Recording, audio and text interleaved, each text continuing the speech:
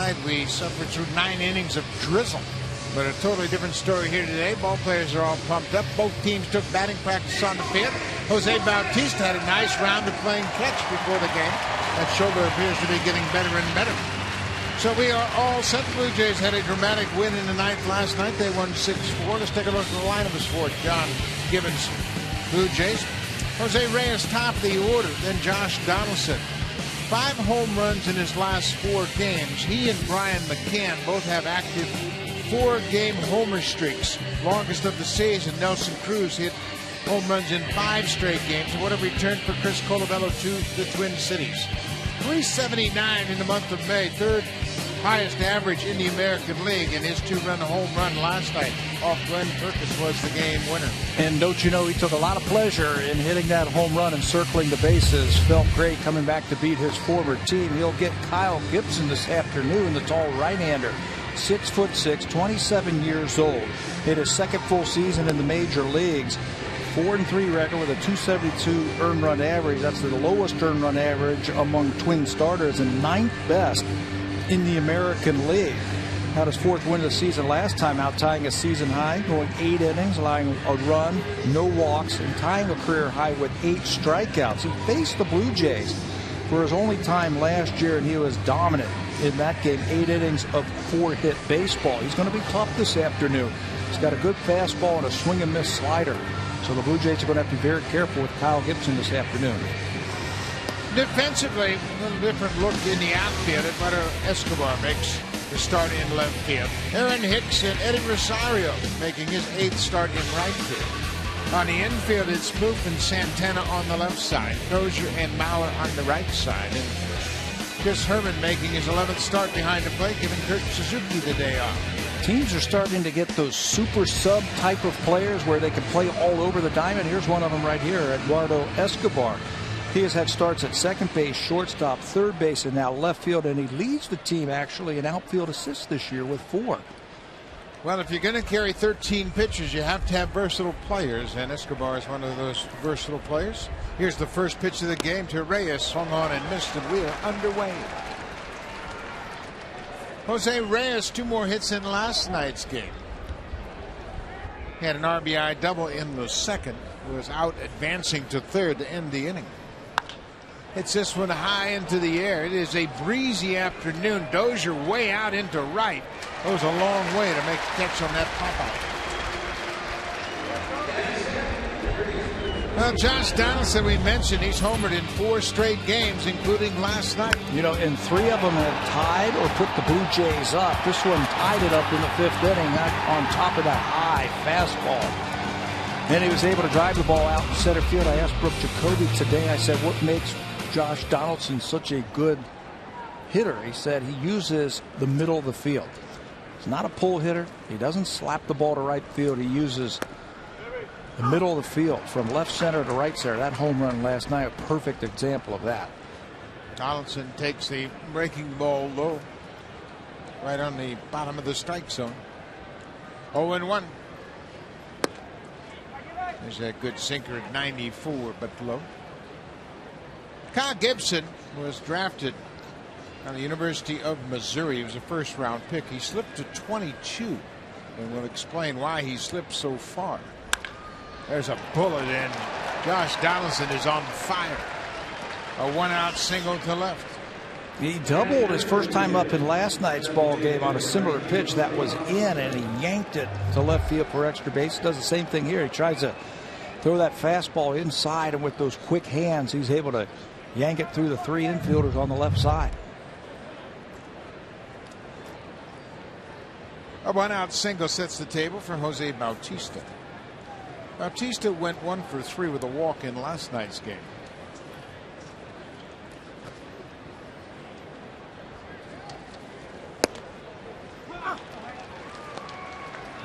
These Twins pitchers throw a lot of strikes. They come right at you.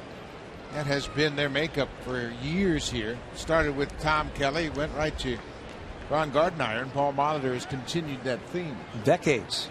They don't overpower you with stuff, but they throw a lot of pitches in the strike zone. Nice play by Herman. Moving to his right to block that ball in the dirt.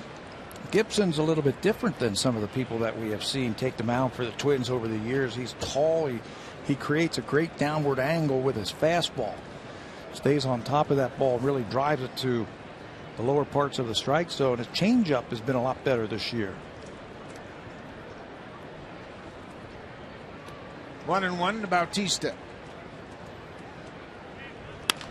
Ground ball, base hit to left. Back-to-back one-out singles. Blue Jays threatening here in the first. Well, let's take a look at the scouting report. This afternoon starter for the Minnesota Twins, Kyle Gibson. What does he throw? The fastball, about 92 to 94 miles an hour. He's got a four-seamer and a two-seamer. The slider, he throws that 18% of the time. It's about 85 miles an hour. It's a swing and miss type of slider. That's got a lot of bite and command. Changeup's a little bit better this year. He'll mix in an occasional curveball just 4% of the time. The changeup, I think, has been that third pitch that he's been missing over the last couple of seasons. Edwin Encarnacion. He fouls back the first pitch. Blue Jays were threatening in the first in last night's game, but Trevor May was able to strand the bases loaded. Encarnacion got an infield hit to load the bases, but Russell Martin struck out and Colabello grounded out to end the threat.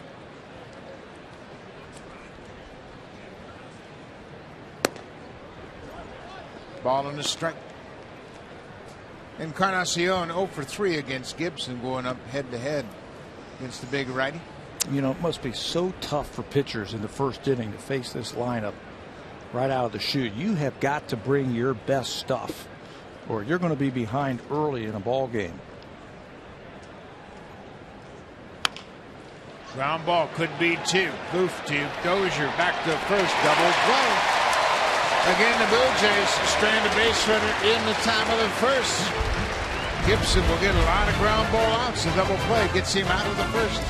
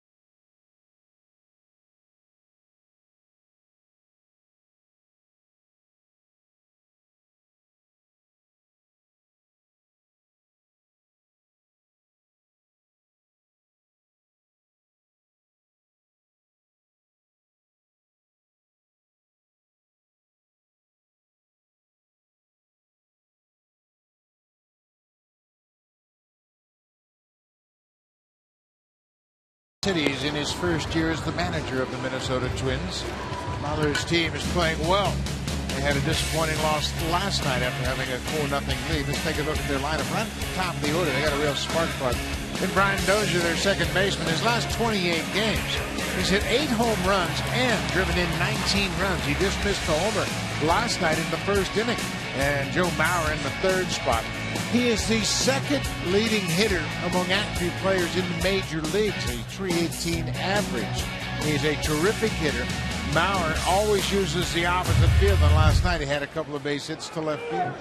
Just a good hitter. Aaron Sanchez gets ready for his 10th start of the season, and it looks like he's finally starting to settle in. Going deeper into the ball games, he has pitched into the 7th inning in 3 of his last 4 starts. He's making his first appearance against the Minnesota Twins. That last start, 6+ innings back-to-back for the first time in his career. He went 7 1/3 against the Angels and 6 2/3 against the Mariners. This is Brian Dozier. 9 homers for the season. He's an aggressive fastball hitter. Pops this one up back near the screen. Russell Martin Well, watch it sail into the seats. Yeah, he's a fastball hitter and a pull hitter. He's got 45 hits this year, 30 of them to left field. You mentioned yesterday he just missed a home run. I thought he just missed two. Two long fly balls. One was a double and one was caught on the warning track by Colabello in left field. But he will try and get out there and try and yank a pitch into the seats early. Ball on the strike. And another foul back. What Sanchez has done lately to lead to that success, he's thrown more strikes.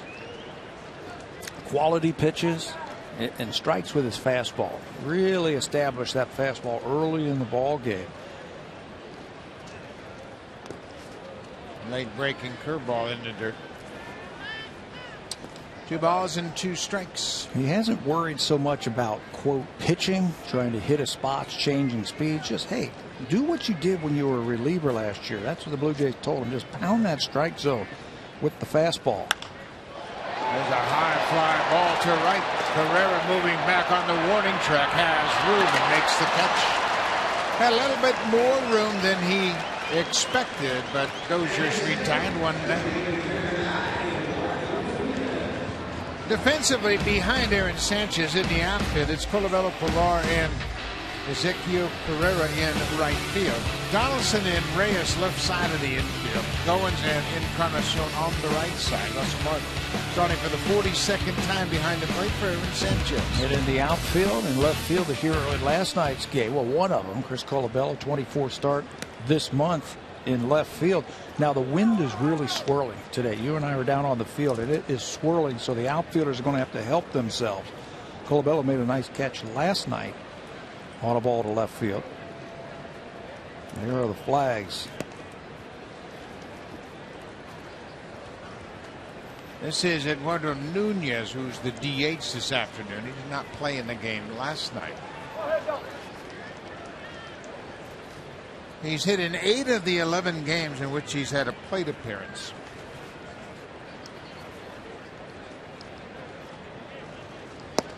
He's a free swinger. We saw him with the Yankees, and he was always up there hacking.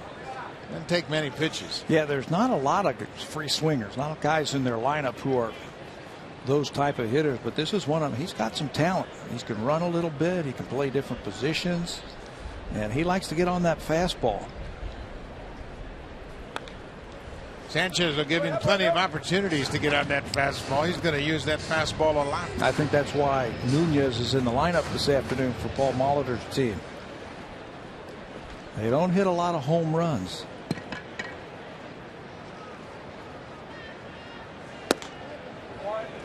Martin wanted to give the umpire a good look. Lance Barksdale is behind home plate today. Full count. Joe Bauer is on deck.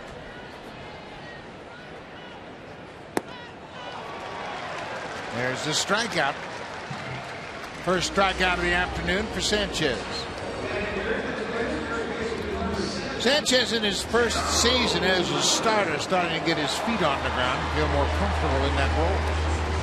Well, the numbers just keep suggesting that he's getting better and better and better. You can see in April an ERA over 5 and an average of 260. May much better at 330 and a batting average of 222.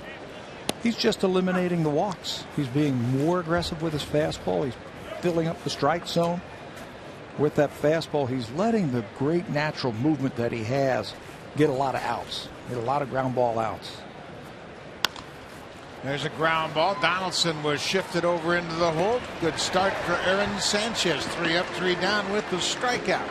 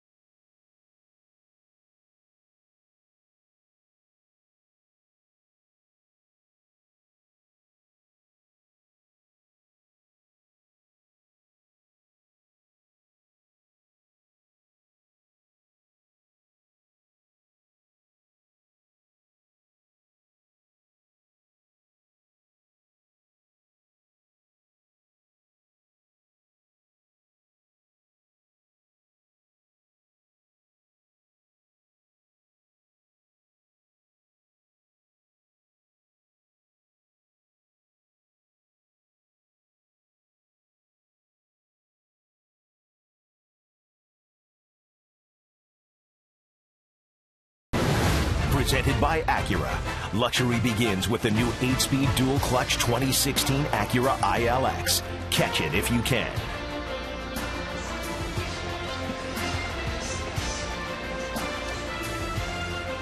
Target Field opened up in 2010, and there are a lot of Blue Jay fans that make their way into Minneapolis for this series over the weekend, and some young ones anxious for a Junior Jays Saturday at some point at Rogers Center. That's a sweet jersey right there, isn't it? I like that. Scoreless game, we move to the second. Russell Martin leads things on. We mentioned Kyle Gibson dropped to the 22nd round in 2009. On May 30th of 2009, he was diagnosed with a stress fracture in his arm. So obviously, when you're a big pitcher and the teams hear about a stress fracture, they're going to back off. So he dropped into the 22nd spot in the first round. A lot of people projected him as a top 5 pick. What was that, a week before the draft, something like that, the end of May, right around this time? In 2009, I'll tell you what, you look at his body and his frame, I mean, he just looks like a big league pitcher. He's 6'6". Pitched at the University of Missouri in that final start in which he fractured his arm. He tied Max Scherzer's school record of strikeouts, 131 strikeouts. So he is tied for the Missouri single season strikeout record with Max Scherzer. And that was the game he got injured in? Yeah, he finished up that game, and then they found out his arm was a little bit sore. So he sets a record with a fractured arm. Yeah. That's pretty impressive. Had a stress fracture in that arm. That alone should get him in the top 5 in the draft. Russell Martin fouls off the 3-2 pitch. Well, he was in some pretty good company at Missouri pitching. Aaron Crow was his teammate in 2008. Crow went 13-0 and was picked #1 by the Nationals, and he opted out, played independent ball, and the next year in 2009 Crow was taken by Kansas City. Martin pulls it foul. I might have been able to coach that team. Yeah, pretty good. With those guys on it. They had one more starter on that team, Nick Tepish, who's a starter that has pitched with the Texas Rangers the last couple of years. That's pretty good college rotation.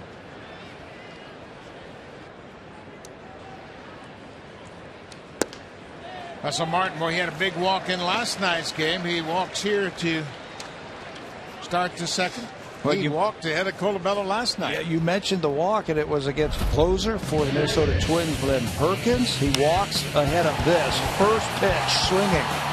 Chris Colabello, game winner, into the bullpen in left field. I asked him today, I said, did you know you got all that one? He goes, I had a feeling. And I said, I was going to run like I knew I got it.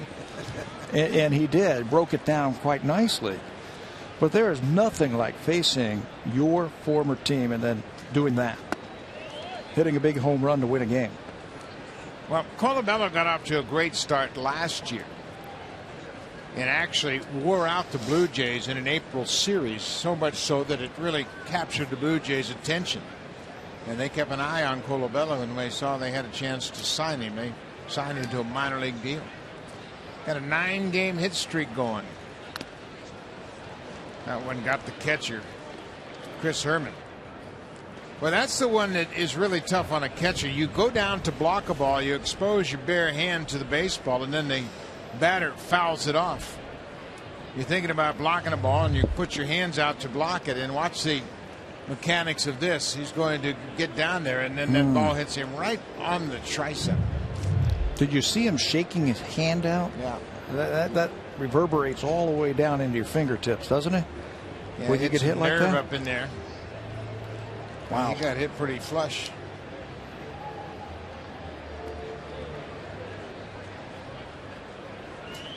Ball on the strike to Colabello.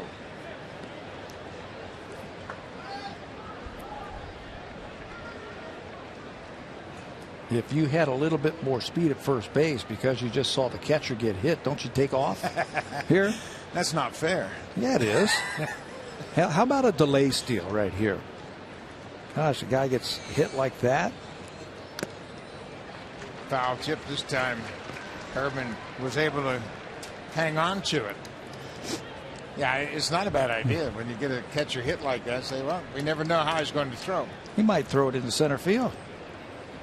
You see him shaking off his hand like that.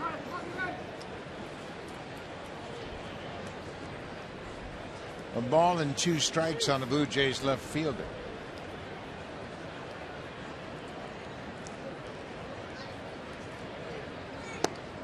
Took a shot inside. They played Colabello slightly to pull. They played him a little more dramatically to pull on the infield last night, but Kyle Gibson throws a little harder, so you see where Dozier is. He's not as far up the middle as he was last night against Colabello. Straight away in the outfield and deep in left field. Escobar, the left fielder, just a couple of steps from the warning track. Another pitch inside off the plate. This is one thing we have noticed with Colabello. He's got a good eye at the plate. Yeah, he puts together a good game plan before he gets up to the plate. Ezequiel Carrera is on deck. Carrera went 1 for 4 in last night's game. And he knows all about these pitchers. We saw him last night giving some tips to some of the Blue Jay hitters against some of the relievers coming in. They just didn't have a lot of information on some of them. Yeah, they think Martin's going to run, and so do I. It's a good time to run him here. Get him on the move. Colabello's not blessed with great speed. If he hits the ball on the ground, it's almost a guaranteed double play. So put Martin in motion. Yeah, make sure that you make contact here. Put the ball in play. And even if you ground out, you don't have a guy in scoring position. Not running. Colabello grounds it to shortstop. The Dozier. Back to first. Double play. Second double play turned by the Twins. They told you Gibson throws a lot of sinking fastballs, and he'll get a lot of ground balls. Yeah, and he challenged him with that fastball. That's the 45th double play that the Twins have turned.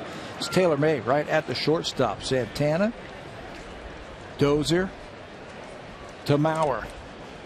Second inning, second double play that the Blue Jays have hit into. Yeah, that's a good sign for Kyle Gibson that he can get his middle infielders engaged in this ball game early. A couple of double plays, 5-4-3 and a 6-4-3. Well, he's a little wild right now. He didn't have a walk in his last game. 8 innings against the White Sox, no walks this afternoon. He's already thrown a ton of pitches. That's a fair ball. Just inside the bag at first. That'll hit off the wall. That's Rosario out there today. Eddie Rosario makes the throw, but Carrera has a 2-out double. 4th double of the season for Carrera. It comes with 2 outs here in the second. Now I bet you the Blue Jays wish they started that runner, stayed out of the double play right there, because Carrera would have played him with this ball. Aggressively yanks the ball right by Mauer down the line, and with his speed, he's thinking too. As soon as he hits it, and Carrera just ahead of the throw. 2-out double. Eddie Rosario in left field today. He's making his 8th start. In right field. He's making his 8th start in right. This is Kevin Pillar. Pillar had a couple of hits. He was 2 for 4 in last night's game and scored a pair of runs.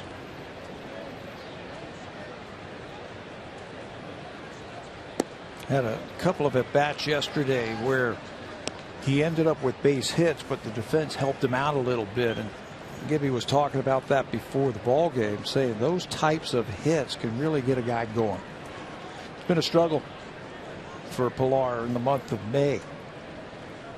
Find a couple of holes like that, get your confidence going, and maybe spark something.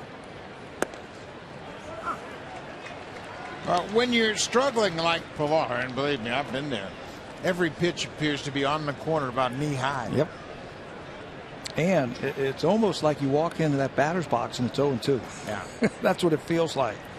Ball looks about the size of an aspirin, but you just have to just battle and just keep plugging away. They'll start to fall for you.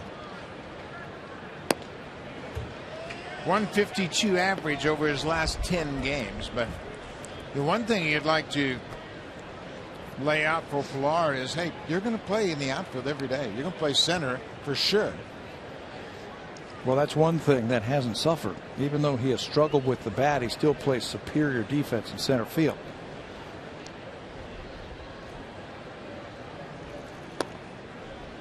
the plate. 3-1. Ryan Goins is on deck. Do you think we have seen it now 2 nights in a row? Trevor May was a strike thrower. Now Gibson's a strike thrower. Do you think the Blue Jays lineup has anything to do with them not being aggressive? I certainly do. I think the Blue Jays' reputation and the great big bats that they have a lot to do with it. You know, we've made this point before in the past that the Blue Jays have run producers, but they're not wild swingers. They're very calm, especially that guy right there. Jose Bautista has got one of the best eyes in all of the American League. He won't chase pitches. Full count, 2 down, no score. We're in the second. There's ball 4. That's 2 walks in the inning.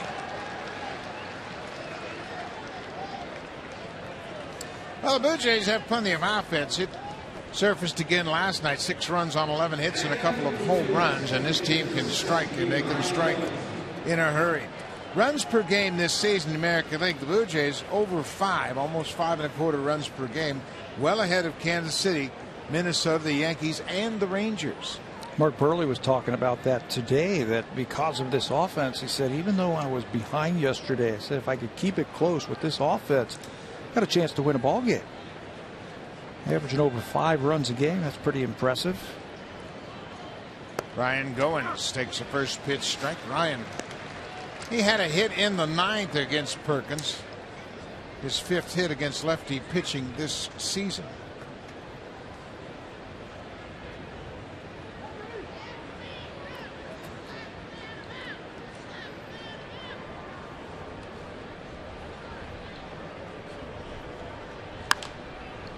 That's going to reach the seats down the left field line. Well, Mark Burley's effort last night was a terrific lesson for any pitcher. You can't let one inning ruin your whole start. He got down in the first inning, gave up 4 runs on 5 hits, and then said, that's it. And you make a great point about the offense. The pitcher just recognizes who he's pitching for and just keep the damage at a minimum. You got a chance to win. Yeah. He certainly does, and didn't panic, just went out there and just threw strikes. I asked him, I said, did you know you were coming back out there in the 9th inning? He said, if we took the lead, I was out of the game, but then I talked myself back into the game. There's a great feeling for a pitcher to be able to walk off the field with your team. And it doesn't happen very often anymore, but Burley was able to do that. And he helped his own cause with a terrific defensive play, final out of the game. They were going batter by batter. If he gave up a base runner, he was going to be out of the game. And battled back and finished it off. Ryan Goins behind, a ball and 2 strikes. Carrera at second, Pilar at first. Inside, now 2-2. This is the one thing that the Twins have recognized with Kyle Gibson. He can get ahead, but he doesn't have a real distinctive wipeout pitch. He doesn't have a nice sharp breaking ball. He doesn't have that 4-seam fastball he can blow by you. You know, they call them finishing pitches. He hasn't been able to finish off at bats.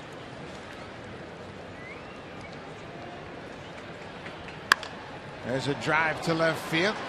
Escobar is there, and the Blue Jays will strand 2 more base runners.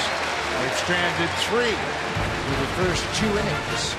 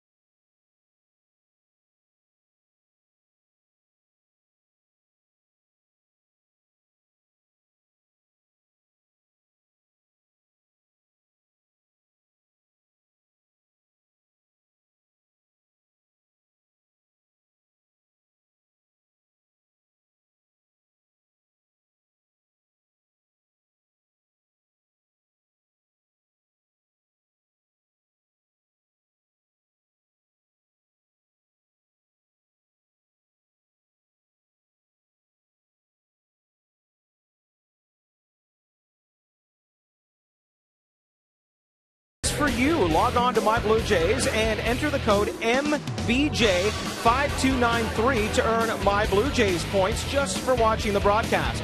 The entry box can be found on your My Blue Jays homepage. Code must be entered by 11:59 tonight.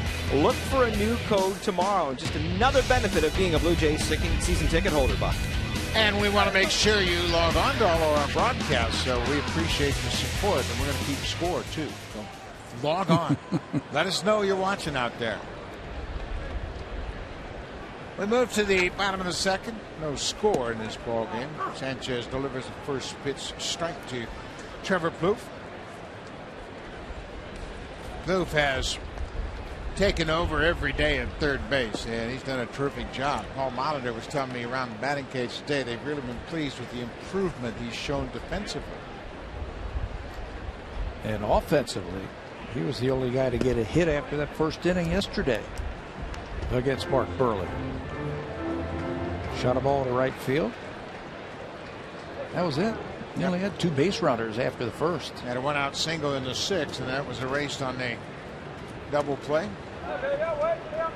Now Sanchez falls behind Plouffe 3-1. In a way, Aaron Sanchez is a lot like Kyle Gibson. Both of them. They're tall. They've got long arms. Their fastball's got a lot of movement on it. Sanchez, the difference, he's got a finishing pitch. I think his curveball is going to be really good. It's getting better. He's gaining more confidence in it. It's a finisher. And so is the fastball. 95 upstairs, and he punches out Trevor Plouffe. 2 strikeouts now for Sanchez. You know, after those first few starts for Aaron Sanchez, he said, you know what, I got tired of walking people. So I'm going to start attacking hitters like I did when I came out of the bullpen last year and just use the fastball. Keep it down as much as I can and let the great movement that he has with it work for him. You know, we have talked about this in the past, and you talk to the longtime scouts, the old timers, and they'll sit around the press rooms and they'll tell stories and spin yarns, but they always talk about a player's face, and they'll talk about a player having a good face, which to me means he's got confidence. You can see he's into the game. Sanchez has that, and you see him on the mound, and we see it more and more with every start. I mean, he believes in what he's doing. And when you talk to him, I mean, he talks like a pitcher, doesn't he? He's got all the lines that pitchers talk about. I got to stay in my lanes, and I've got to do this, and curveball is starting to get a little slurvy, things like that. I mean, he's a pitcher. This is Eddie Rosario, who is in left field this afternoon. Rosario, as Pat mentioned earlier, one of the super utility players. He can move around. He's got a mini 4-game hit streak, 6 for 14. I'll tell you what, he's another guy that goes up there like Nunez. He'll swing it. He's got great hands. Could really take the barrel of the bat to the baseball.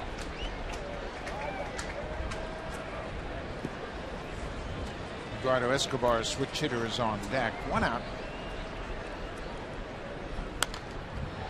Another pop out of play. As pitchers pitch deeper into games, the hitters can really give you a lot of confidence when you've got good stuff. Sanchez throws one right down the middle, and you can see Rosario can't get around that. So you got to build on that and take advantage of that.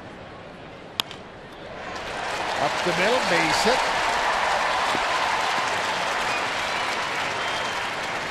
First base runner for Minnesota comes with 1 out here in the second, and as Sanchez gets more experience under his belt, he's pitching with much more confidence. How about that for consistency right there? Look at that. 6 walks down to 5, 4, 3, 2. So I guess today it's going to be 1 as he just gets better and better every time he takes the mound. I think he's gaining a little bit more confidence. I think he's understanding him and what it means to win and pitch effectively at the big league level. This is Eduardo Escobar.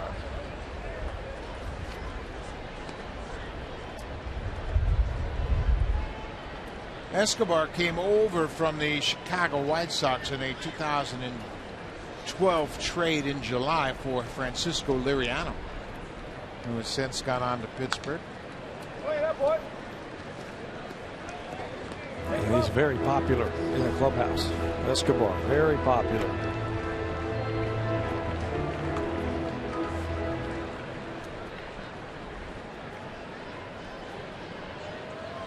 Infield set up for the double play. Twins have turned 2 double plays so far this afternoon.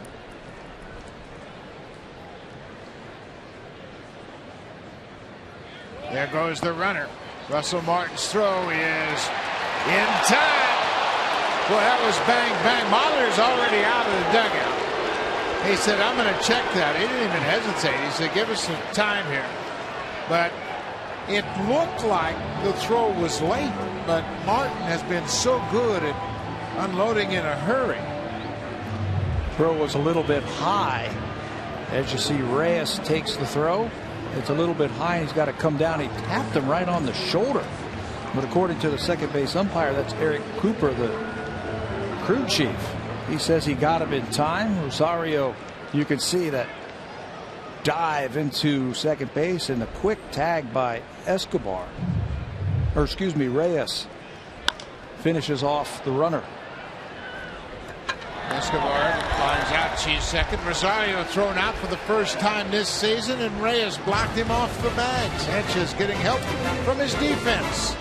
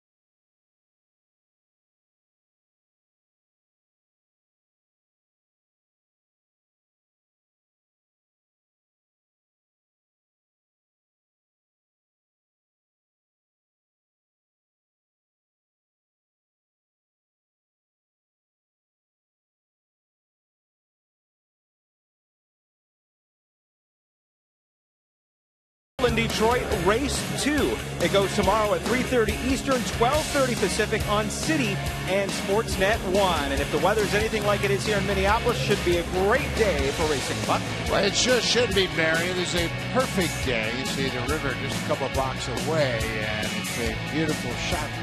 Downtown Minneapolis, and the city is divided by the Mississippi River, and everybody enjoys that. When the sun is out here, they'll be on the bike paths up and down on both sides of that river. Jose Reyes, he made a nice play on that steal attempt. They were able to gun down Eddie Rosario for the first time. Had his foot right in front of the bag, and Rosario slid right into his foot, never got the second. So the hand never got to second base. That's 15 caught stealing now for Russell Martin. He's been awesome this year. Reyes takes it inside. It's 2-0. Tell you what, Blue Jays are really making Kyle Gibson get the ball over the plate. They are taking some tough pitches right off the plate and really working them over. Well, it's interesting because the bullpen for the Twins was worked last night. 6 relievers pitched in that game. Off the glove of Gibson, Reyes hustling to first. The ball is thrown wide. Reyes is aboard. He can't advance as Joe Mauer comes down and plays the carom off the screen in front of the Twins dugout. That could be a base hit because it was deflected by the pitcher, and Dozier had to change directions. Yeah, it was a do-or-die play, so it's got to be an infield hit for Jose Reyes. This one looked like it was heading towards center field, but it's deflected by the pitcher. Dozier, his only play is to barehand it and make a good throw. And that will be an infield hit for Reyes. Jose's third hit of the series. Josh Donaldson, he's singled already this afternoon.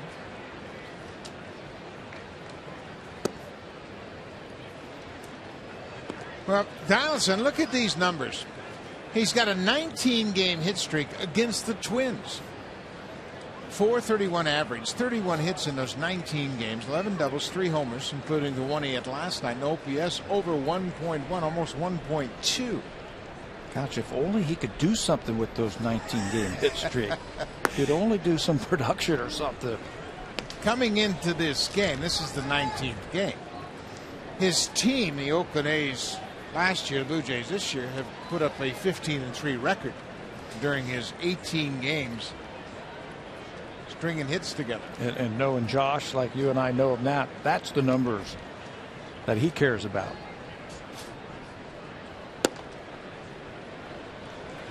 We talked to him about his leg kick this morning, and I asked him, has he always had the leg kick? He says, yeah, I had it as a kid.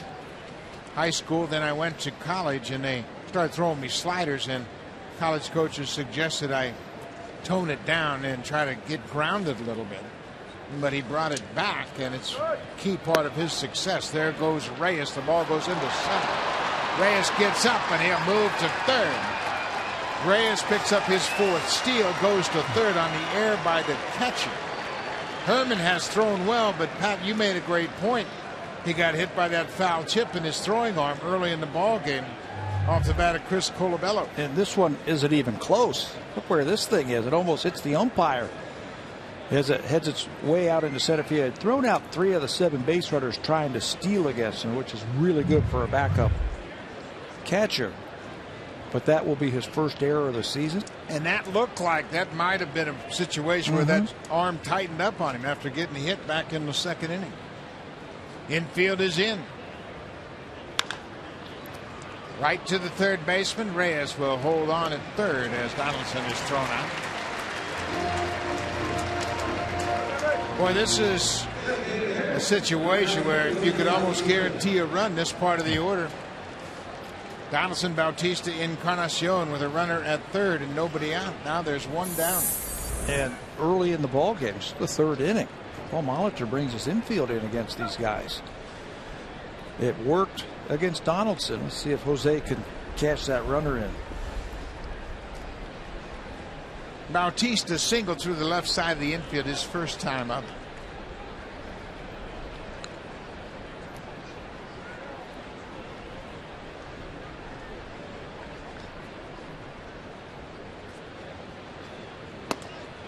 What's Bautista looking for in a situation like this? Well, he's a good hitter and he's a good run producer, so he's looking for something out over the plate that he can hit into the outfield. He knows Kyle Gibson's got a good sinker and gets a lot of ground ball out, so he's got to make him get that ball up. See him take that ball right there? Just want to lay right off of that one. Those are the kind of balls that you top. You hit on the infield, and that's not going to score the run. So he's looking for him to get it up so he can get it out. Well, he's got a good eye. He hasn't lost any of that. He has been able to maintain his good eye. Now they're going to put him on. They fall behind 3-0, and they'll just go ahead and give him the intentional walk. So Bautista has reached base in both of his plate appearances here this afternoon. So now Edwin Encarnacion, who grounded into a 5-4-3 inning-ending double play in the first, has his cage wrapped a little bit by Paul Molitor. Yeah, anytime you walk a guy in front of you, a lot of hitters, they take it personal. Say, oh, okay, you think you're going to get me. Edwin has to have the same approach as Jose had right there. Make him get that ball up. You see he's already hitting the one double play today.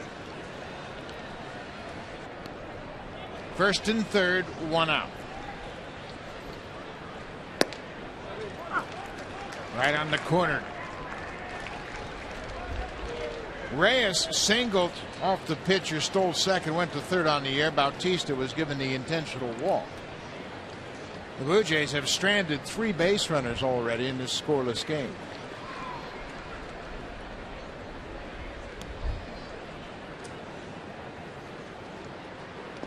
Ball in the dirt. Bautista thought about it but couldn't find the baseball.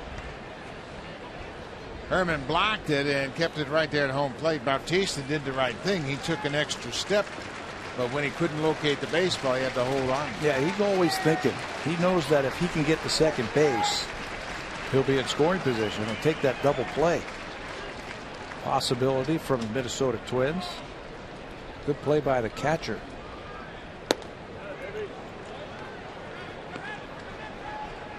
Two and one now to Encarnacion.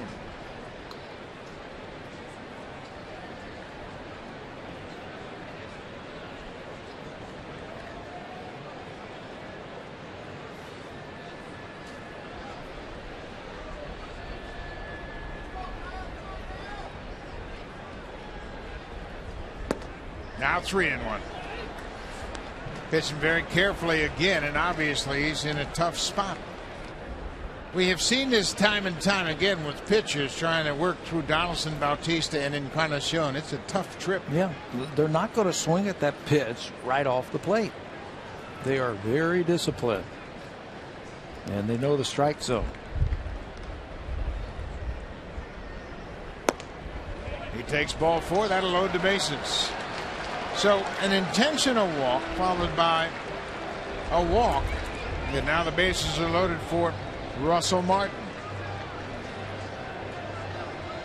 Martin has 4 career grand slam. That's Neil Allen, the first-year pitching coach for the Twins. He's going to the mound.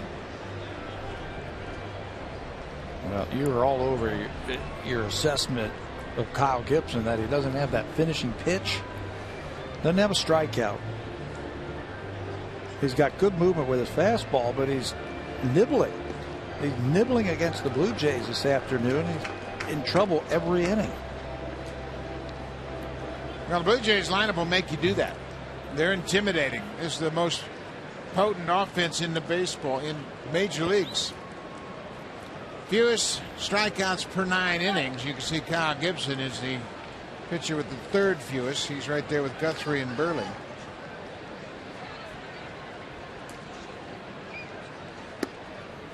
Gets the breaking ball over for a strike to Martin.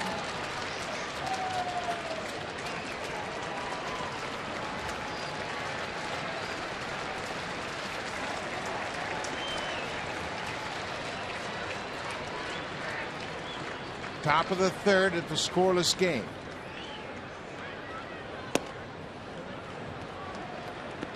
Boy, the Blue Jays up and down the order. They have been patient. Very patient. A couple of those pitchers are just off the plate and they just won't swing at it. You can see the approach right there from Russell Martin. He's thinking back through the middle, trying to keep that front shoulder in for a long time.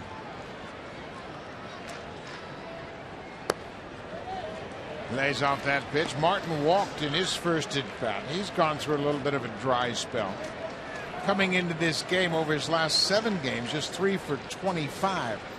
And he has been stuck on 23 RBIs for a long time. This will be a perfect time to snap that streak. 2-1. That's going to reach the seats.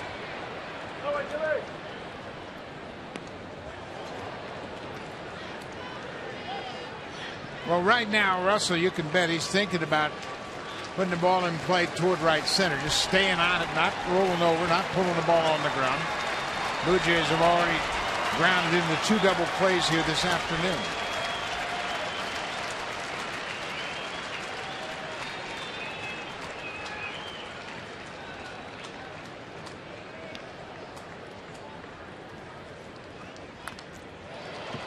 Changeup.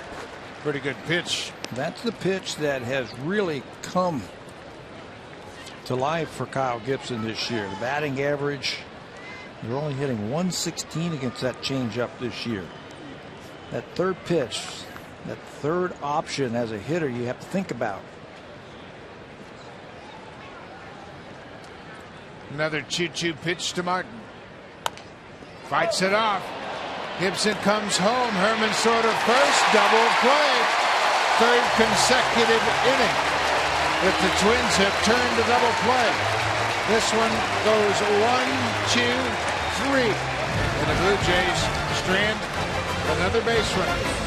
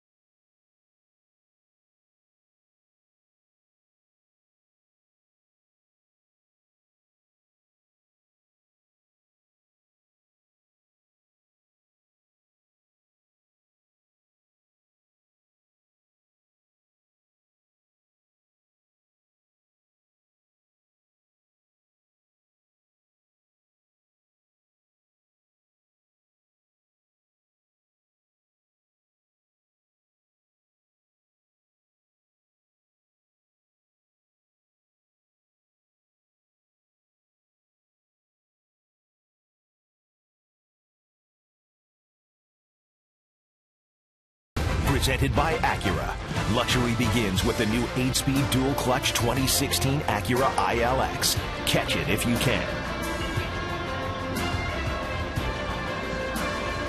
Many ways to move around in the Twin Cities, and that streetcar will bring you right to the ballpark. And Target Field is a couple blocks from downtown. A lot of Blue Jay fans on that particular car. And there are a lot of Blue Jay fans in the house. Good crowd on hand. Looks to be close to capacity here at Target Field today. This is the catcher, Chris Herman, leading things off. It'll be 7-8-9 for the Twins.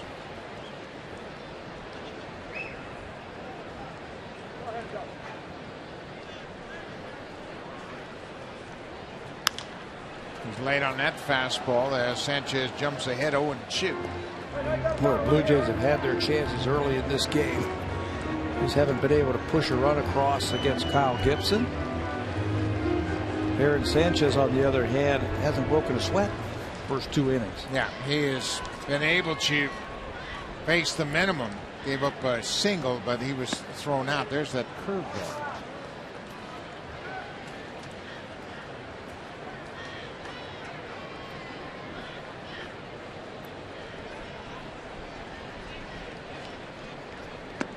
Another curveball. This one misses. Now it's 2-2.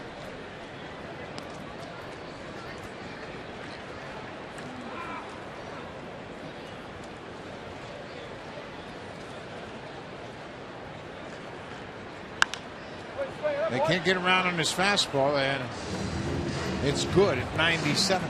You know, he's got a lot of movement on that fastball, but he really hasn't been able to command it where he can get outs on both sides of the plate. I think with that great movement, when he learns to tie up lefties with that fastball in the inner half, he's going to be good. Ball is hit hard, and that ball is a fair ball. It's a home run. First base umpire Quinn Walcott now signaling home run as it hit above the green wall. And Chris Herman has his first home run of the season. You know, Buck, we saw DeMarlo Hale and John Gibbons talk about this yesterday when they went over the ground rules with the umpires. That right field, is it over the wall for a home run? Does it have to go into the seat for a home run? Where that ball was hit, it just had to reach the area above the green wall for a home run, and that first base umpire, Quinn Walcott, was all over it. Fastball, inner half, and he turns on it. Right down the line. Watch where it hits. It doesn't have to go into the stands. It just has to clear that wall. Yeah, it was above the wall, hit against that steel fence, and the Twins have a 1-0 lead. First home run of the season for Chris Herman. Torrey Hunter getting the day off, having a little fun on the bench, and he'll bring that kind of joy to a ball club, that's for sure.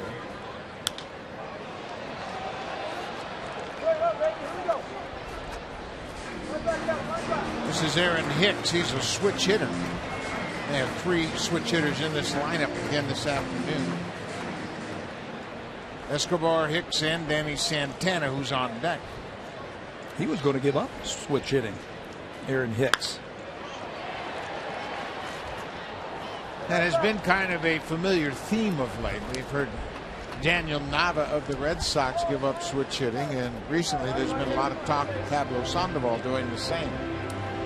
And giving Hicks, up the right-handed side. That's right. And Hicks had been a switch hitter since he was a little kid. He's just having a lot of problems at the big league level.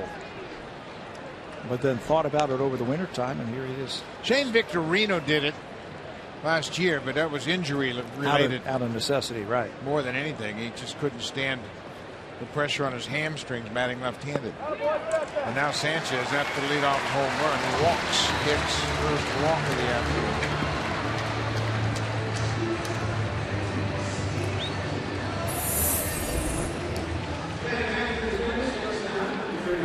Well, this might be a perfect time to play hit and run.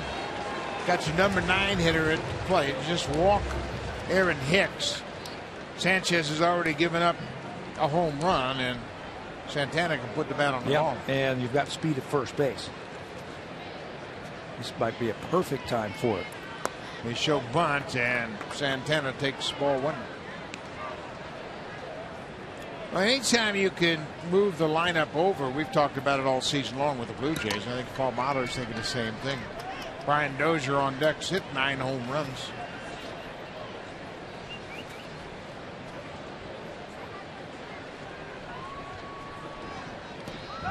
Ball in the dirt. Martin does a good job. He got enough glove on it to keep it right there at home plate.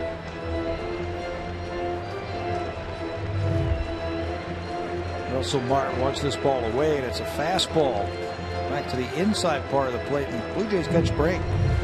Ball hits Russell right in the face mask and drops straight down.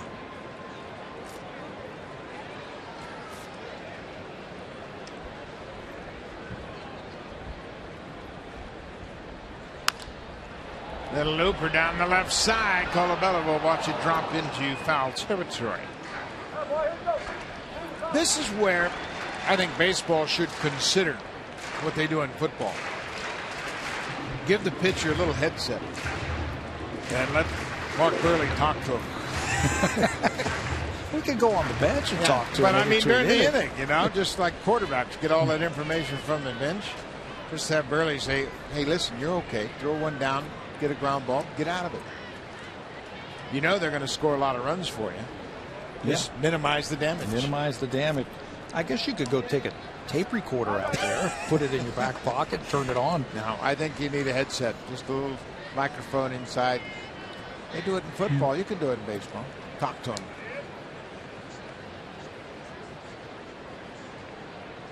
There goes the runner, and Goins will go to Reyes quickly. Out at second, out at first. Boy, good read by Goins. He recognized he had just enough time with the runner Hicks running on the pitch to get it to Reyes quickly. And once they got the out at second, first was never a question. Yeah, Hicks initially shuffled off the bag. You can see right there, it's a hit and run. And a heads-up play by Ryan Goins to backhand that ball. You throw it hard to the shortstop to finish off that double play. Boy, that's a confidence builder right there for a young pitcher. Back to the top of the order, but now there are 2 outs. And Sanchez throws a strike to Brian Dozier.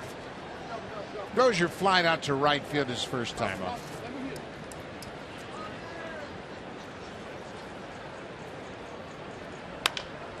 There's a pop-up. This is playable on the infield. Donaldson, the third baseman, gives way to Reyes, the shortstop, and the inning is over.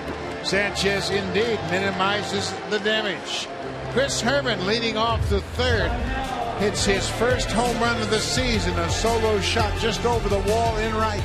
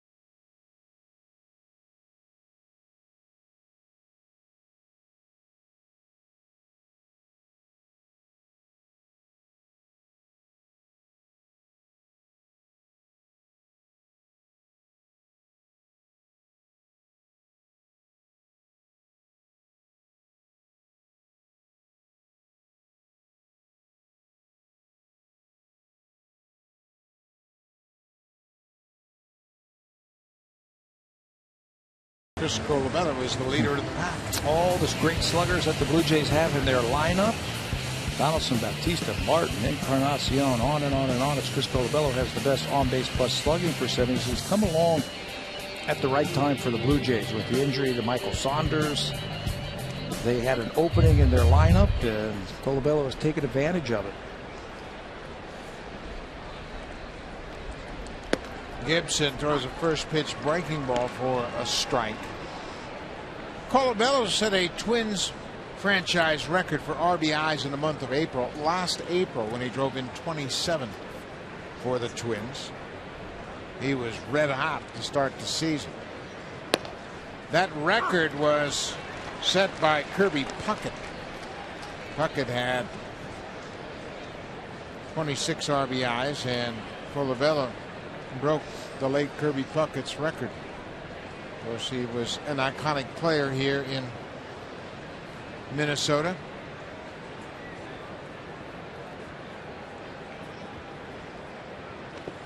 I think if Kirby Puckett knew Chris Colabello, he'd be very pleased that Colabello broke his record. Chris is a baseball player. He's a baseball player. He's a good guy. He loves the game. And he loves the game of baseball, just like Kirby Puckett did. Kirby loved the game. I remember coming in here the last weekend of the season, and you know, we're out of it, and Twins were out of it at the time, and Puckett's out there every single day, early batting practice, trying to get better. There's the first strikeout of the afternoon for Kyle Gibson.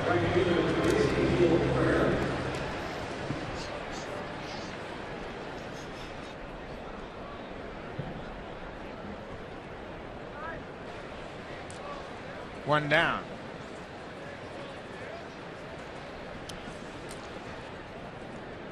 Ezequiel Carrera had a double his first time up back in the second.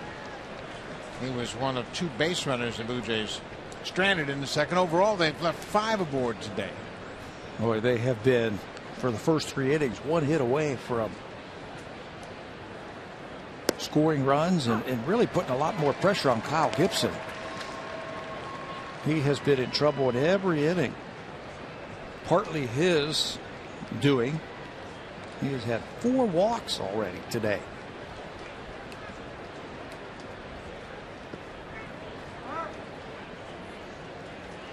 One intentional walk. That was to Bautista in the third to set up the double play, and then Gibson on his own walked Encarnacion. That loaded the bases, but he was able to get the 1-2-3 double play to end the inning. Blue Jays have had a stolen base, an error by Minnesota, and they've had 3 hits, but they haven't been able to score a run. Second straight strikeout for Kyle Gibson, this time with the breaking ball. That ball disappears on Carrera as he swings right over the top of it. First 2 strikeouts of the afternoon, both coming on that breaking ball. Kevin Pillar, one of the 4 walks issued by Gibson. All of a sudden he's gotten a good feeling about that breaking ball. I wonder if that run that they scored last inning gave him a little confidence. He's now pitching with the lead. You know, he still has to throw strikes with his fastball. Looked like he was nibbling a little bit first couple of innings, and maybe the message from Neil Allen was, hey, you got a good fastball, throw it in the strike zone. There's a changeup, 85, and late sink on that changeup. It's an effective pitch for him. It's been a great pitch for him this year. His usage is up by about 5% this year, and the batting average, slugging average are all down, and batters are chasing it more this season.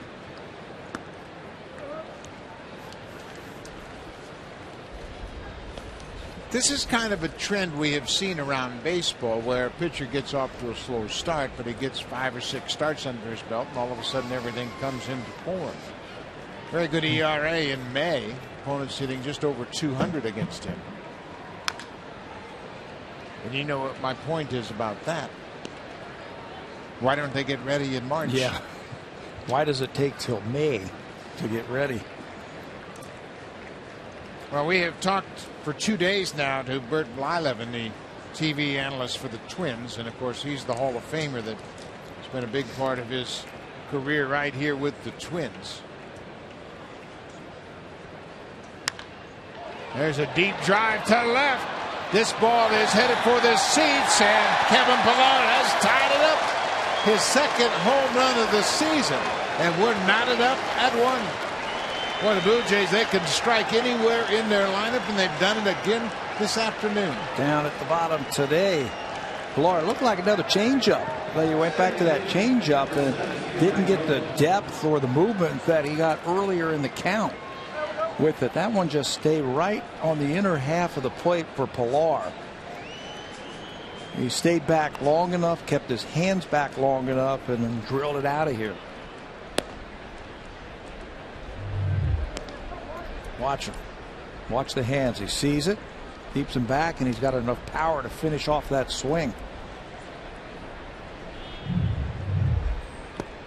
Ryan Goins gets on one outside, and looks like he's going to get some more pine tar. Lost the grip on that bat handle.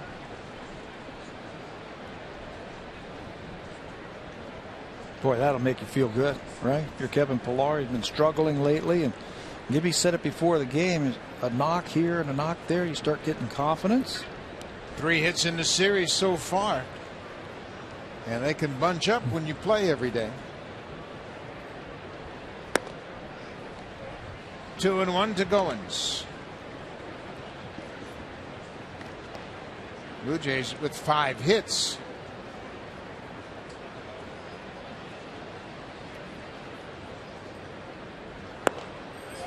Now 3-1. Reyes is on deck. One swing of the bat has changed the approach of Kyle Gibson. Looked like he was being very aggressive this inning, and that one changeup left out over the plate. There's a deep drive to center field. This ball's hit a ton. Get up, ball. Off the wall. Goins is turning around second. He'll stop there. He's in scoring position for Reyes. Boy, he hit that a mile. Probably, excuse me, Buck, the toughest part of the ballpark to hit a home run. Right center field, because you got to clear that wall once again. 3-1. He's looking fastball, and he gets a fastball. He gets all of this one into right center field. This ball is clubbed to the gap, and it's a high wall. Ricochets off the wall. Extra bases. That's how you hit a 3-1 fastball right there. 4th double of the season for Ryan Goins. He's in scoring position now for Reyes. Jose had a double in the third. He drives his first pitch into right, but Rosario was there, and he catches it just in front of the wall in right. But the Blue Jays with a 2-out home run off the bat of Kevin Pillar. His second of the season has tied it up at 1-1. Pillar goes deep on the low pitch, hits it over the wall in left.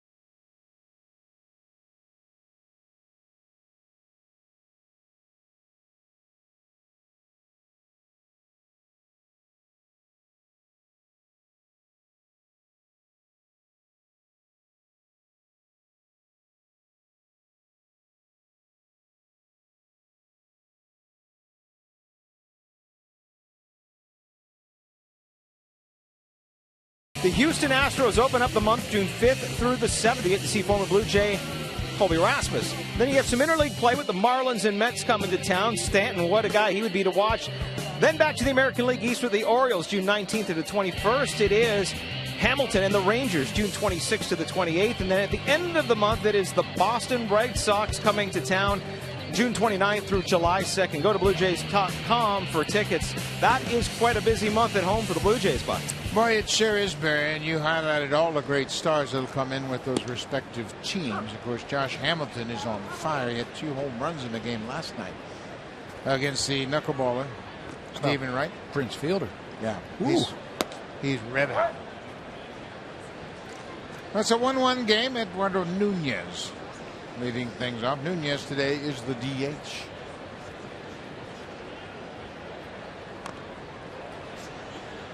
Tries to bunt and fouls it back. See, I don't like that. A 1-1 bunt attempt. No. It's got to be perfect or it's 1-2. Yeah, and also leading off an inning. Trying to hit a double. Yeah. You know, 1-1, you try and bunt. If it's not perfect, you're thrown out or it's a foul ball, and you're now hitting 1-2.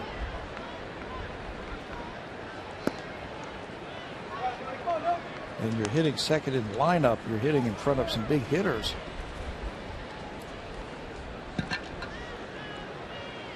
Nunez is not a real base stealing threat. And he fouls off that high sinker ball.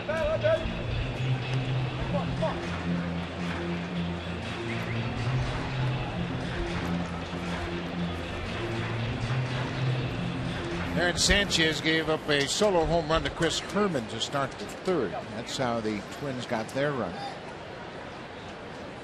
Kevin Pillar answered with a solo home run with 2 outs in the top half of the fourth.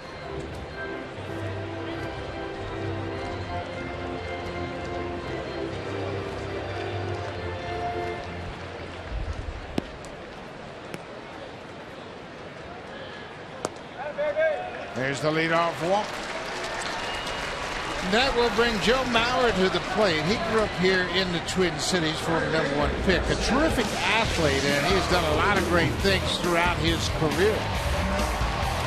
He was born right here in St. Paul and became a star early on. 6 All-Star appearances for Joe Mauer. And he was the American League MVP in 2009. He's also won 3 batting titles. 2001 graduate from high school right here. He played baseball, basketball, football in high school, and he's the first Minnesotan. Russell Martin's throw is on the money again. Boy, oh boy, he is really throwing the ball well as Nunez is gunned down again. Boy, a leadoff walk and one pitch into it. See ya. Caught stealing. He's so quick behind the plate. He's got that low center of gravity. You can see he catches. I want to call it side saddle, where he's turned just a little bit. That makes him a little bit quicker when he comes out of there, firing out of there, throwing strikes down there. 14 out of 31 coming into this game. He's 2 for 2 this afternoon. Looks like Mauer is waiting for Paul Mahler to give him the go-ahead. Mauer's still out of the batter's box, and now the Twins have given up their opportunity to challenge that call. Finish your thought on Joe Mauer. He's the first Minnesotan to be picked #1 overall in the Major League Baseball draft. And there's a base hit down the left field line. Colabello gets over, plays it off the wall, and that was a big caught stealing by Russell Martin. That saves Sanchez a run for sure as Mauer doubles. Well, if you don't have blazing speed and you're hitting in front of Joe Mauer, you better not steal, because he's going to score you from first base. Russell Martin throws out that runner. That would have been a run, I think, for the Blue Jays. Mauer, he's done this for a while, hasn't he? Slapped the ball the other way, extra bases. Very tough to defend him because he can hit the ball all over the ballpark. Foul line to foul line, 3-time batting champ. We mentioned that. That was his 11th double of the season.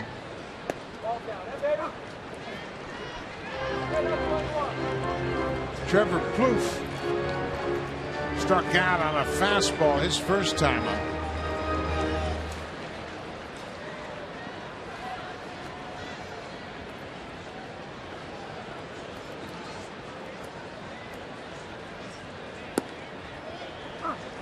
A couple of good pitches, and Sanchez is ahead. Now Plouffe wants to regroup. He asked for time. He said if he's going to make those tough pitches, I need a little more time to think about it. It's 0-2. Those are good pitches. Good hard fastball. Plouffe's been one of the better clutch hitters for this Twins ball club. There's a breaking ball hammered down the left field line. That's a fair ball. Mauer's around third. He'll come in to score. And the ball bounces out of play. So the Twins have retaken the lead. Plouffe with his 27th RBI, back-to-back doubles here in the fourth. Okay, that's what he had to think about right there. He had to think about getting a curveball, and it's a hanger. Try to sweep that ball to the outside part of the plate. It stays into the middle. And the Twins have done such a great job this year hitting with runners in scoring position. I was talking to their hitting coach today, Tom Brunansky. He says that's the type of team we are. We can't go up there like the Blue Jays and just pound the ball over the fence. We have to have good at-bats. We have to stay calm. We have to stay confident in those tough situations. And they have really done a good job hitting this year with runners on base. This is Eddie Rosario. Takes one outside. Rosario singled to center his first time up, then was thrown out trying to steal second by Russell Martin in the second inning.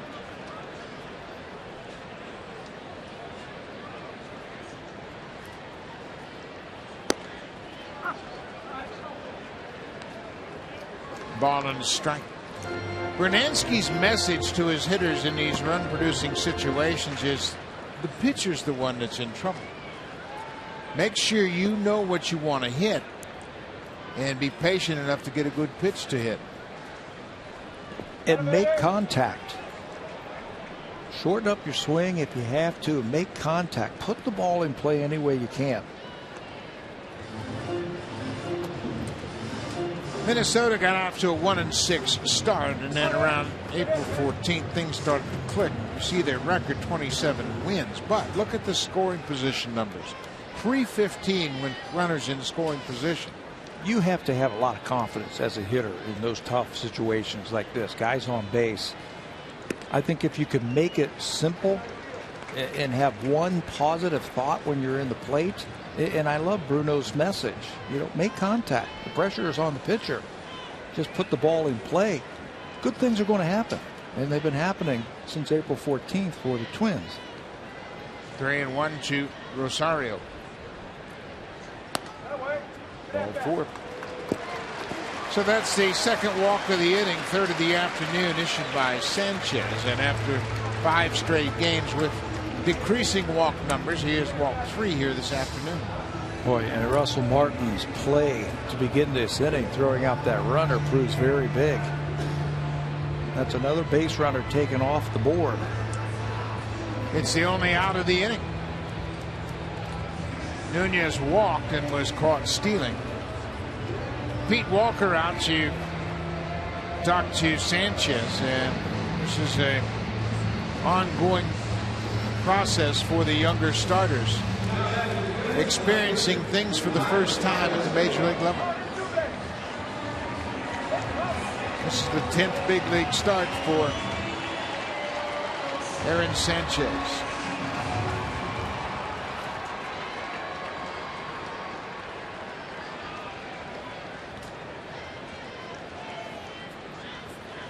Eduardo Escobar.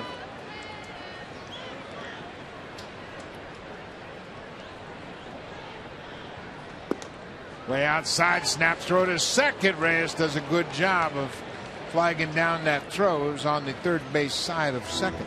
Hey, any way you can pick up teammates. Russell Martin always thinking about ways to get him out. You can see Plouffe for the secondary lead, and Reyes sneaks in behind him.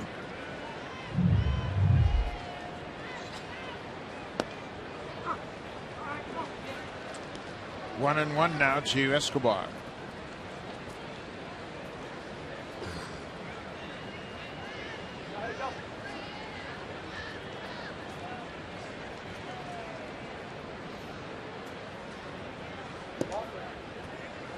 Fastball ran off the plate, up and away.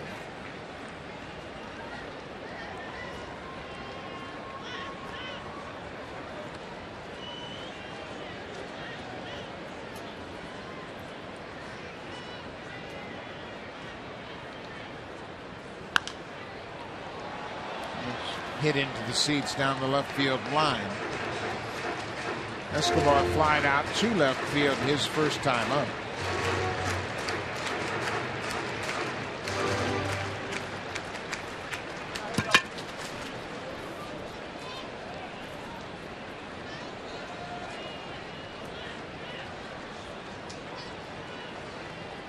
Two balls and 2 strikes. Another good at bat with a runner in scoring position. These Twins will battle you. Make contact, put the ball in play, put the pressure on the defense. Boy, the one thing a pitcher wants to see in these situations is a guy up there with holes in his swing where he can just attack that place and try to get outs. You've got guys like Escobar who we're seeing, and Rosario, guys with short swings and tough to strike out. That's the last type of hitter you want to see. Chris Herman homered his last time up. He waits on deck. Blue Jays turn to double play in the third.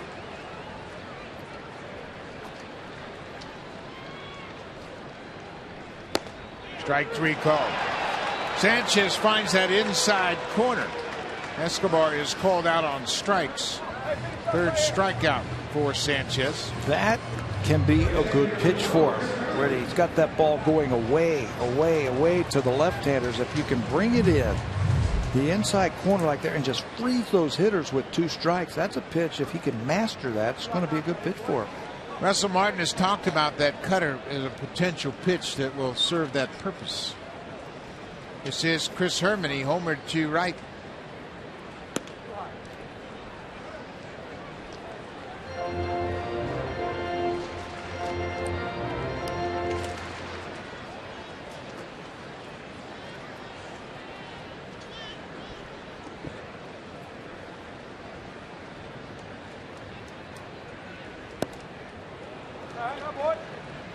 Ball on the strike. Trevor Plouffe's at second. He drove in the go-ahead run with a double to left on a 2-strike curveball. Eddie Rosario walked. He's at first.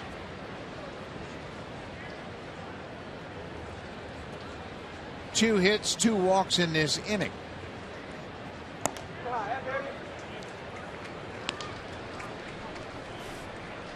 It's a game of adjustments, isn't it? Yeah, right now Aaron's got to make the adjustment to the lefty. That ball's going up and in. Maybe he can throw a pitch like he did to finish off Escobar, just to get him throwing the ball inside. Everything has been away. That was away, and he had a good cut. That ball out over the plate, not a problem.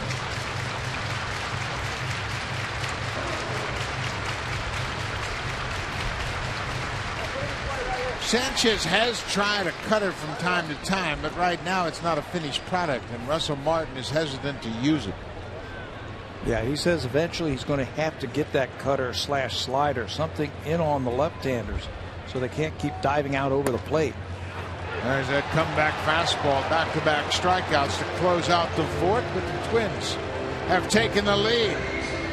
A run on 2 hits. Now time for a Blue Jays Central update. Here's Jamie Campbell and Greg Zahn.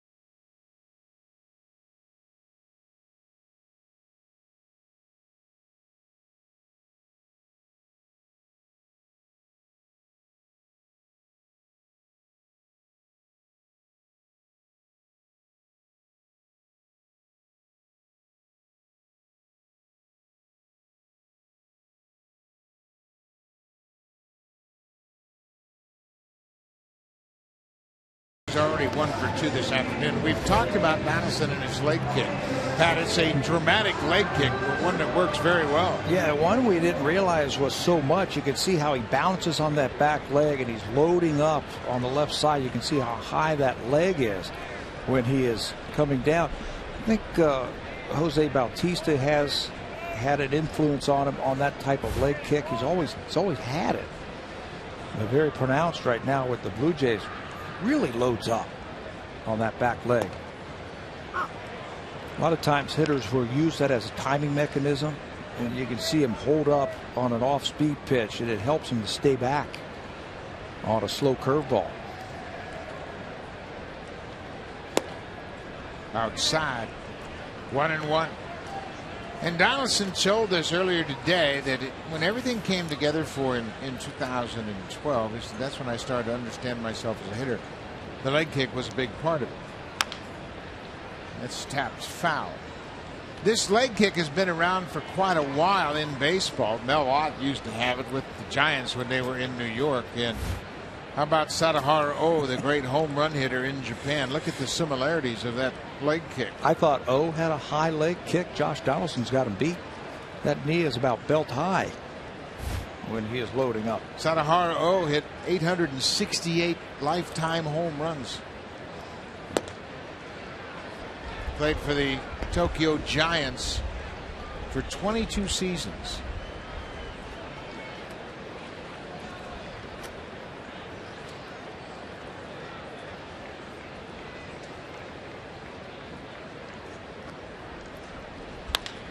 Off the end of the bat, Hicks breaks back first, and now he's got Kroon, and Donaldson is retired, 1 down.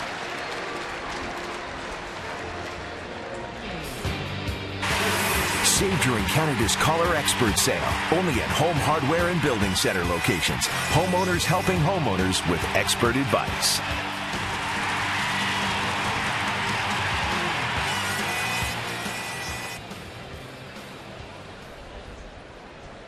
Jose Bautista has been on base twice so far this afternoon. About time for him to hit a home run, don't you Yeah, think? it's been a while Yeah. since we have seen Jose at his home run trot. Especially in this ballpark. Yeah, he's playing right here in his favorite ballpark. Well, I tell you, if Kyle Gibson won't challenge him, Jose's not going to swing the bat. He has already walked one time today. He's also had a hit, and now with the lead, pitching very carefully to Jose. Backhanded by Plouffe at third. High throw. Mauer comes off the bag and tags Bautista. Plouffe does a good job of taking the backhander, and Mauer helped him out with that 6'5" frame over at first. High throw. Looked like it was heading down the right field line. Plouffe has 3 errors this season. Ball gets on you quickly at third base when you got those big hitters like Bautista, and Mauer finishing off the play at first.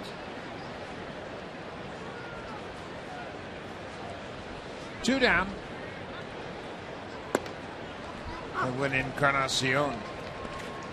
Edwin didn't get a chance to have BP on the field. He was anxious to get a good round of extra BP out on the field, but it rained. Tarp was on all afternoon yesterday.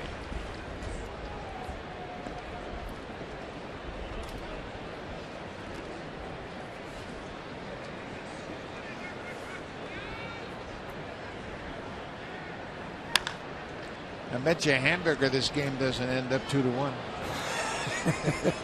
All right, tonight you're on. Both of these clubs are good at scoring runs. Certainly the Blue Jays are the best in the business.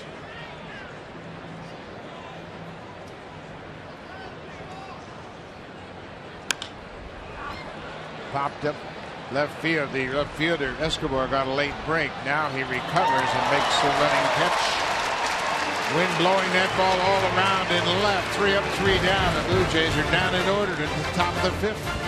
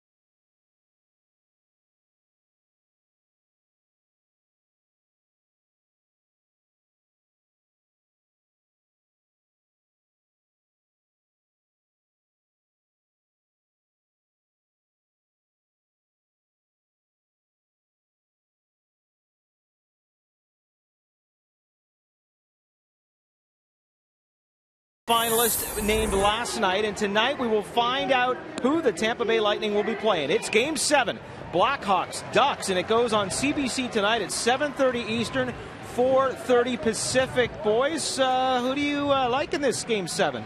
Well, I'll tell you what, it's going to be a great game, but the Ducks at home, I think, might have an advantage as they got those big guys that move them around on the ice. What a terrific semis this has been for the Stanley Cup playoffs. Both games going 7 games. A rarity, but it's been a terrific Stanley Cup playoffs. What is that, the third time we were talking about that today? Yeah. Both conference finals. Went to 7 games, I believe it is. Aaron Hicks tried to bunt to get aboard.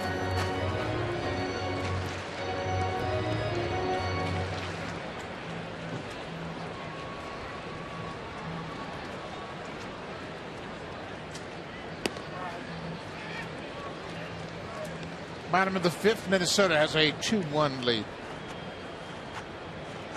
It is 8-9-1 for the Twins here in the fifth.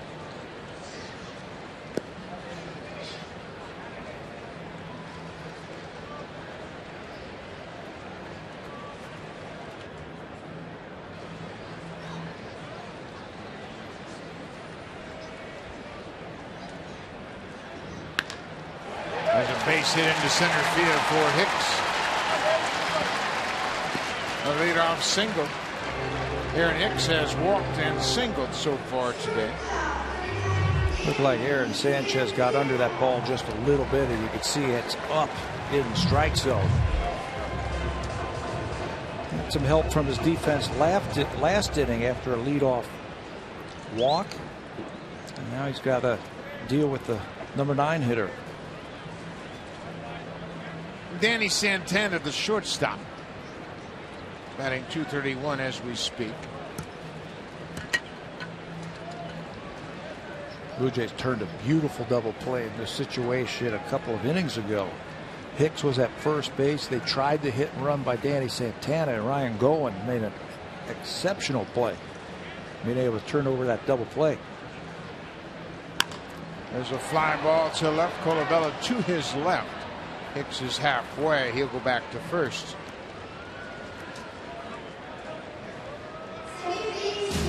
This copyrighted telecast is presented by authority of Rogers Blue Jays Baseball Partnership and may not be reproduced or retransmitted in any form. And the accounts and descriptions of this game may not be disseminated without the express written consent of Rogers Blue Jays Baseball Partnership. Beautiful afternoon here at Target Field. The Twins have a 2-1 lead. One out for Brian Dozier, the second baseman. He bends back from that hook in there for a strike. Boy, that's a good first pitch. I mean, the book on Brian Dozier is he goes up there swinging. Early in the count, he loves to sit on that first pitch fastball of an at bat. So he throws him an off-speed pitch.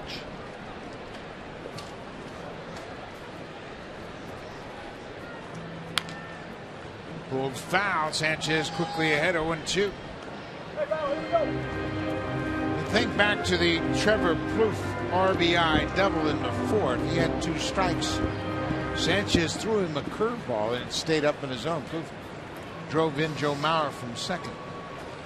Yeah, he wanted to sweep that breaking ball away from Trevor Plouffe and it stayed in the middle.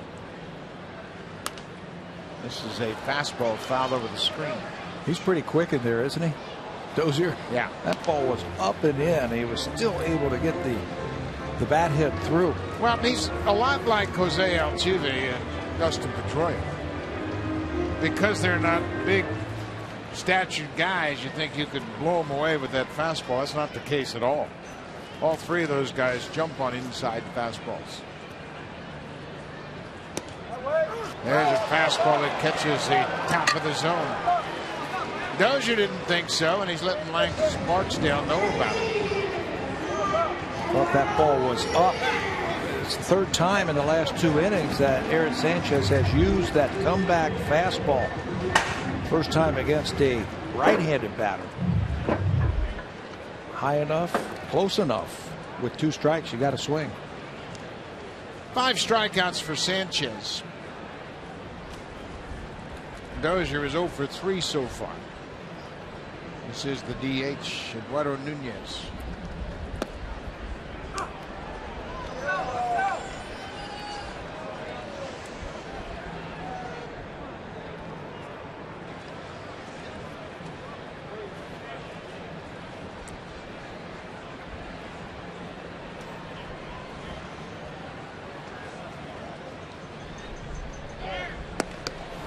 There goes another runner. Throw is on the money.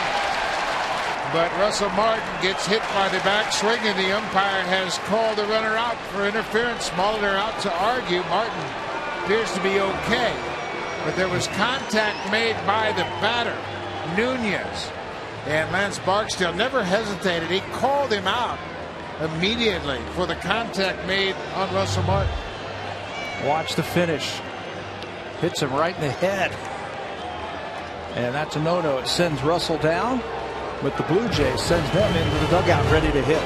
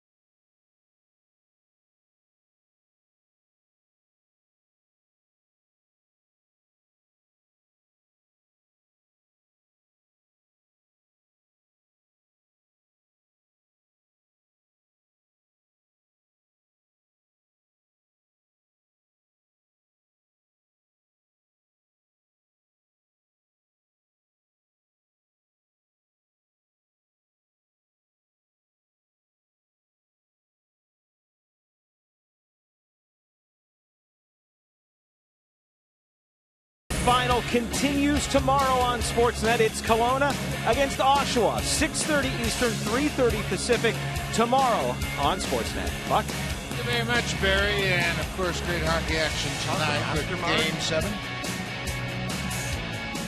We move to the 6th. Russell Martin, boy, he's had some day. He's thrown out a couple of base stealers, and then he got plunked in the head with a backswing by Eduardo Nunez. Thank goodness he catches with that batting helmet on. Hit him right in the top of the head. Knocked him right to the ground, didn't it? The scoring on that play is batter's interference, and the base runner's out 2 unassisted. Martin has a leadoff single here in the 6th. So Martin's aboard for a second time. Boy, he just took that pitch and stroked it into right. Well, that's what he has to do. If Gibson's going to stay away from him, that's a breaking ball down and away. You'd be crazy to try and pull that ball. Just shoot it the other way. You can see he's got that nice leg kick like Josh Donaldson. Stays back on that breaking ball and hits it hard to right field. Gibson closing in on 100 pitches, and with that, the Twins bullpen is up and working. Well, Labello drives it into right. This is going to sink and drop. Martin read it good, and he is in the second. Got a good break on the read. Russell Martin is at second base, back-to-back hits. Let's check it with Barry Davis. As you were talking earlier about the quick start that Colabello got off to last year, he told me today the big difference between that and what he's happening this year to him, 2 things. Number 1, he had a thumb injury that really affected his swing. But number 2, he said after that huge month of April, he started looking at his stats, looking at his numbers, thinking each game, I need to go 2 for 4 to keep the average up. And he really got caught up into that, so that when he started to struggle a little bit, he really could not get himself out of it. This year, he says he doesn't even know what his batting average is. All he wants to do is go up and get a good at-bat every time he can. He says, it sounds cliche, but all I want to do is help my team win any way I can. And he's definitely been doing that so far this year. He sure has. That's his first hit. He's 1 for 3, and Carrera bunts it, and it's a beauty. Herman gets on it, and ball gets away. Here comes Spartan. He's going to score. Colabello will stop at third. What a terrific bunt by Carrera. Herman's throw was a low throw at first, and the Blue Jays have tied. Herman, the catcher, had a decision to make. That ball was bunted so well by Carrera. He had a decision, do I let it go or do I try and pick this ball up? And he makes a decision that that ball is not going to roll foul, so now he's got to come up and firing, and it's in the dirt. Dozier can't pick it up. This is perfect, textbook. Get the ball down to the third base side, and when this ball gets away from Dozier, 1 run's going to score, and runners are at second and third, and nobody out. It's a sacrifice for Carrera. The catcher Herman charged with an error. There's no RBI on the play, but it's a choo-choo game. Kevin Pillar homered in his last at bat.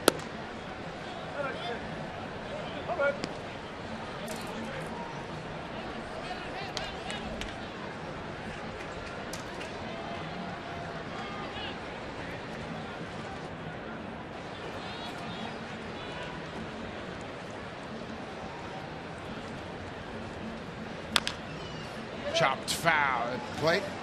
The bullpen double barrel action for Minnesota. Their right-hander is Ryan Presley. The left-hander is Brian Dunsing. They both pitched in last night's game. They finished off the 7th inning, 1-2-3. And they're both up. They're the early guys for Paul Molitor's team. Early guys out of the bullpen.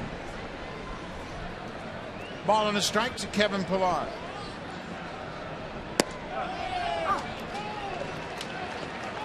Well, they have had Gibson on the ropes all afternoon, haven't they?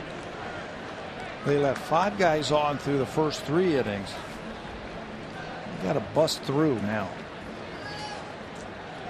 They are 0 for 5 with runners in scoring position.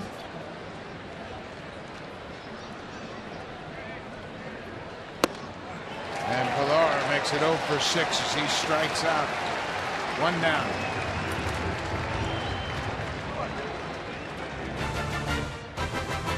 Luxury begins with the new 8-speed dual clutch 2016 Acura ILX.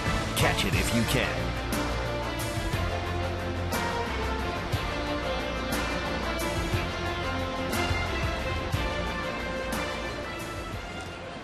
2-2 ball game. Blue Jays have scored a run here in the 6th. Back-to-back singles to start the inning. Sacrifice bunt and an error contribute to the run. One out for Ryan Goins. The infield is in. Hopped up and playable. Third baseman Plouffe battling the sun makes the catch.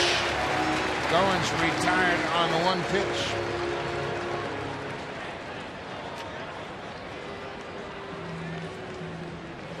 Paul Molitor making his way out of the Twins dugout. You know, this is the same situation as we saw yesterday. They wanted to get to Reyes and turn him around and make him hit right-handed. So they're going to do it again. They're going to bring in the left-hander Dunsing to face Reyes. It's just an inning earlier than the situation in last night's game.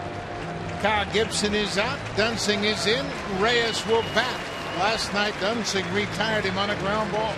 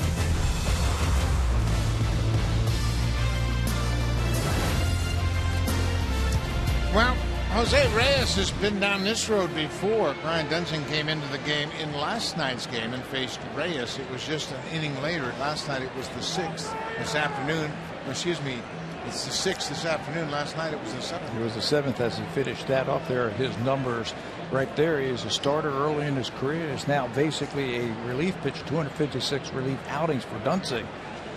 And they want to turn Jose Reyes around. Jose's just had 2 hits this year right-handed. First pitch called a strike. Reyes grounded out on the first pitch from Dunsing in last night's matchup. The ground ball to short.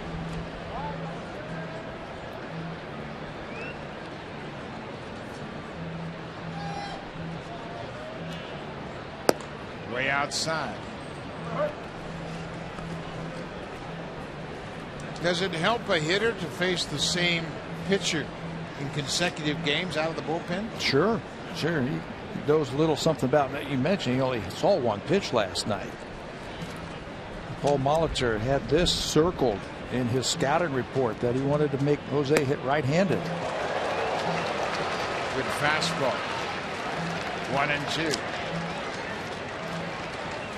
He's done that now 3 times in the last 2 games as Reyes with a wild swing.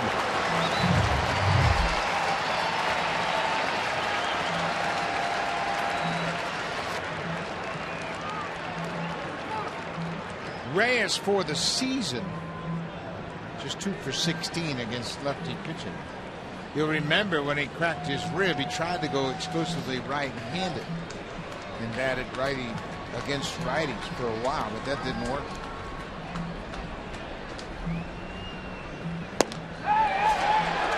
No swing, said Quinn Wilcott down at first. Reyes was able to check his swing. A little bit too anxious right there on that pitch from Dunsey. Turns the ball over, and Jose's swinging, and that's what you do when you see strike two, how he swung so hard and almost fell down. You take a little something off, throw it off the plate, see if he'll chase.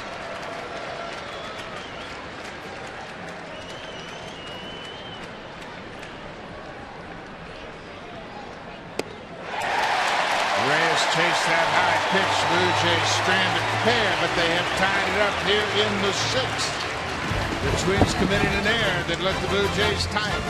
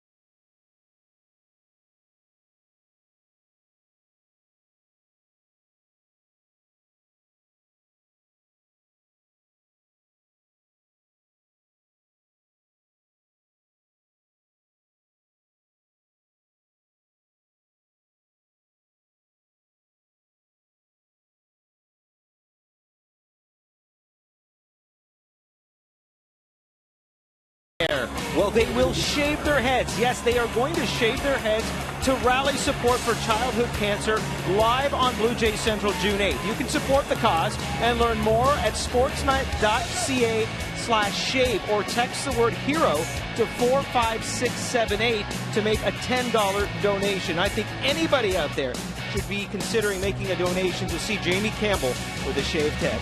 Buck? That's a great cause, and we applaud the boys for making that statement, and certainly want to encourage everybody to contribute to that cause. This is Joe Mauer, as Eduardo Nunez was called out with batter's interference. He hit the catcher Russell Martin with his backswing and kept Martin from having an opportunity to make a strong throw to second, so Nunez was called out. Mauer doubled and scored the second Twins run in the fourth. And that was after Russell Martin had thrown out Eduardo Nunez trying to steal second. Yeah, or that would have been another run. The Jays would have been still behind. I think Russell all by himself today has saved the Blue Jays maybe 2 or 3 runs with his defense. He's been consistent with his ability to throw out potential base stealers.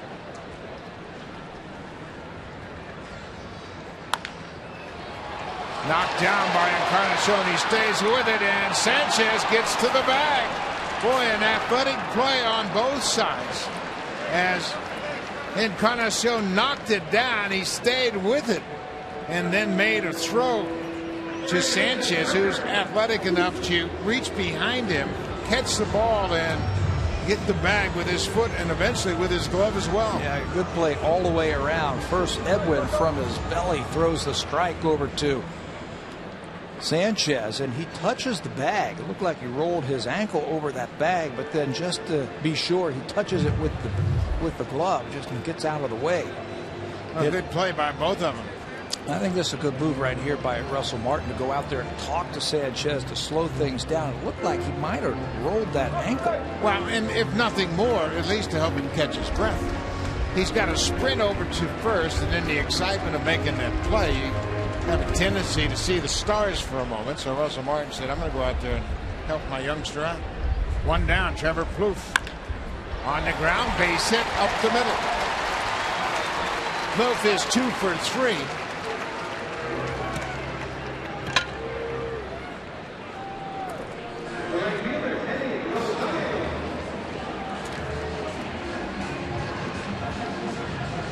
Plouffe has flourished as the cleanup hitter in this Twins lineup. They have juggled a lot of different combinations, but he appears to be comfortable with batting fourth. That is Aaron Loop loosening up. Blue Jays got the night off last night with Burley going 9. So that's 2 days in a row with the off day on Thursday and then a complete game yesterday. There's another base hit. This will drop in front of Carrera. Plouffe stops at second. Eddie Rosario, 2 hits and a walk. Perfect day. He can hit, and he hits early in the count. He was looking for something like a fastball early. You see Pete Walker on the phone to see if Loop is ready to face Escobar. John Gibbons looking at his scorecard. He goes up there swinging right off the end of the bat and softly into right field for another hit. Well, Loop is the perfect pitcher for this situation. You've got switch hitter, lefty, and 2 more switch hitters. And Loop is tough on lefties and righties. Eduardo Escobar, the left fielder. He cuts on the first pitch.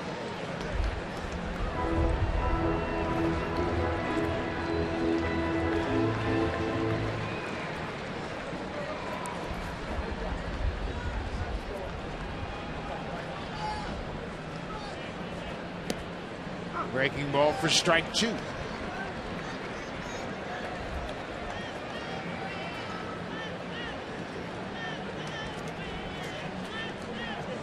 always got the ground ball when you've got Aaron Sanchez on the mound because of that good fastball that's running down and away. Ground ball, foul outside of first. I mean, you're always one pitch from getting out of trouble because he's got that good hard fastball. The only thing, you just have to trust it. Let it work. Don't try to muscle it. If you throw it naturally, it's going to sink, and you might get that double play ball you're looking for. Plouffe at second, Rosario at first.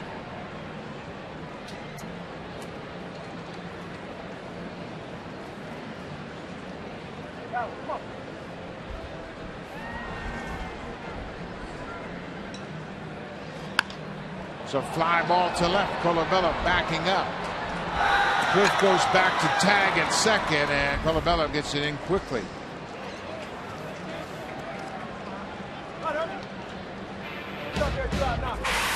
Save during Canada's Color Expert Sale. Only at Home Hardware and Building Center locations. Homeowners helping homeowners with expert advice.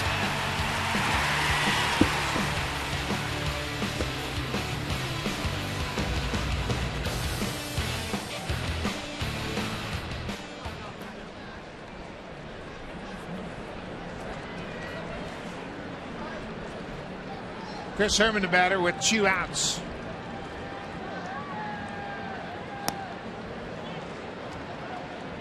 Sanchez gets ahead with that fastball away. 95. He hasn't lost a thing on his fastball. No, it is free and easy with good movement. Just concentrate. Just keep the ball down. Tough to get hurt if you keep the ball down. Good curveball.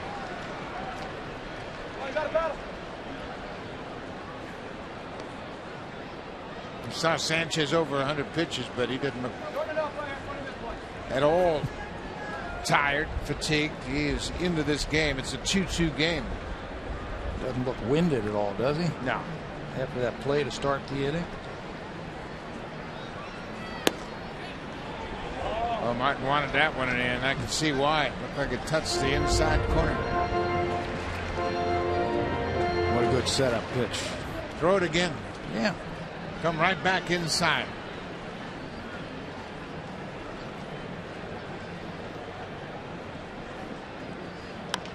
Curveball on the ground. Encarnacion will go to the bag. The inning is over. Sanchez strands a pair and keeps it a 2-2 game. We'll go to the 7th. It'll be Donaldson, Bautista, and Encarnacion.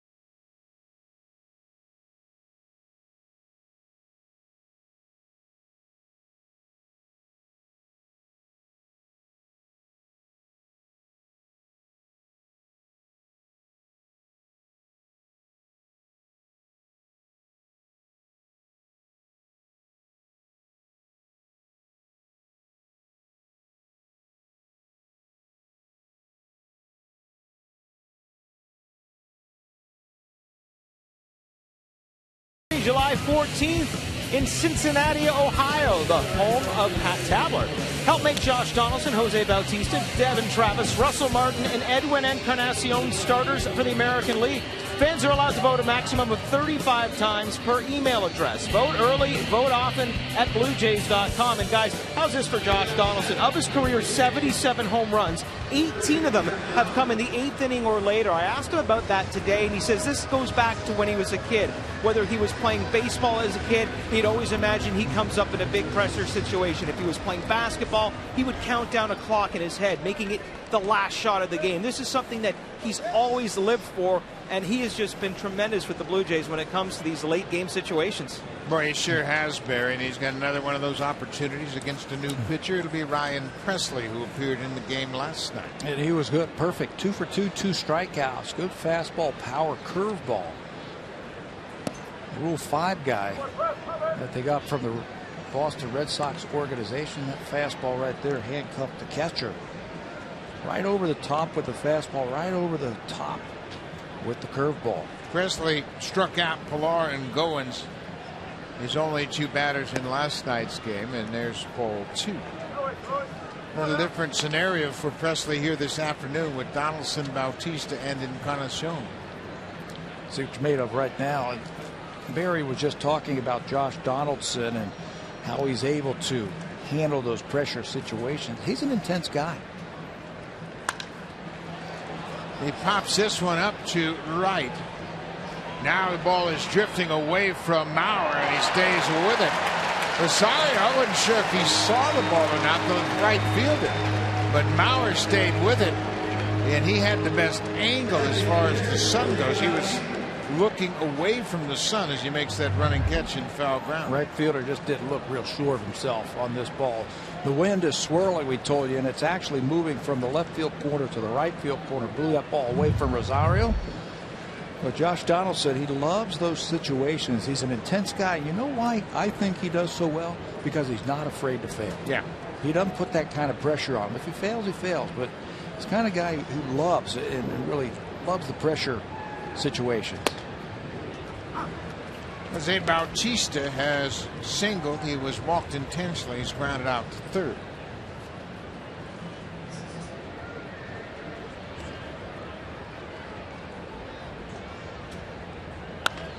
Bautista was looking for that pitch. He sat back, sitting on the breaking ball, and fouled it off. A little bit late. Hanging breaking ball like that, you got to hit it out. And at least we've seen Jose do that in the past. It's not easy.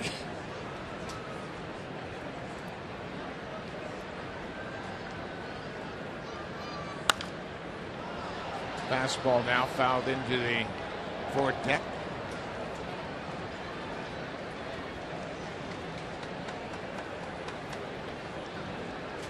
2-2 ball game. We're in the 7th. Blue Jays won last night 6-4. Pull on the ground to the shortstop. Santana has it. Fires to Mauer. 2 down.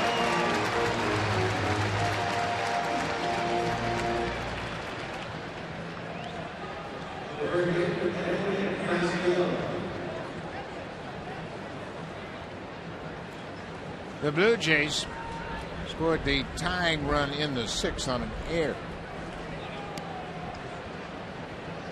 And had a golden opportunity to take the lead also. 2nd and 3rd and nobody out, and they couldn't bring them across. Pilar, Goins, and Reyes all retired to end the inning.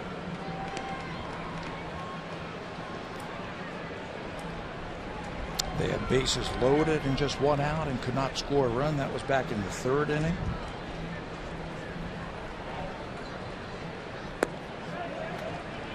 Carnacion goes too far. Ball on the strike.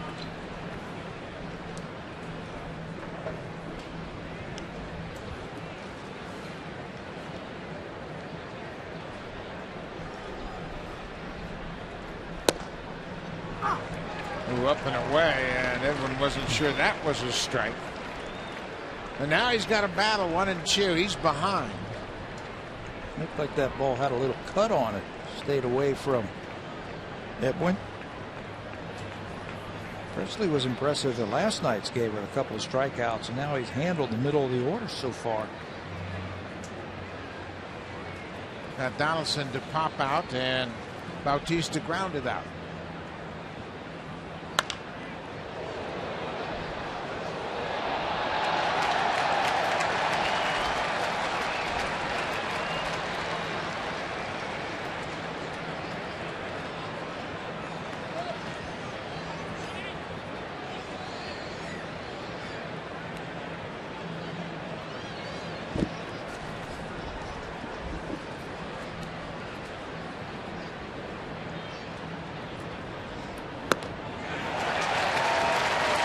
Presley has retired all 5 Blue Jays he's faced so far in this series. He strikes out Encarnacion and will go to the bottom of the 7th. It's a 2-2 game.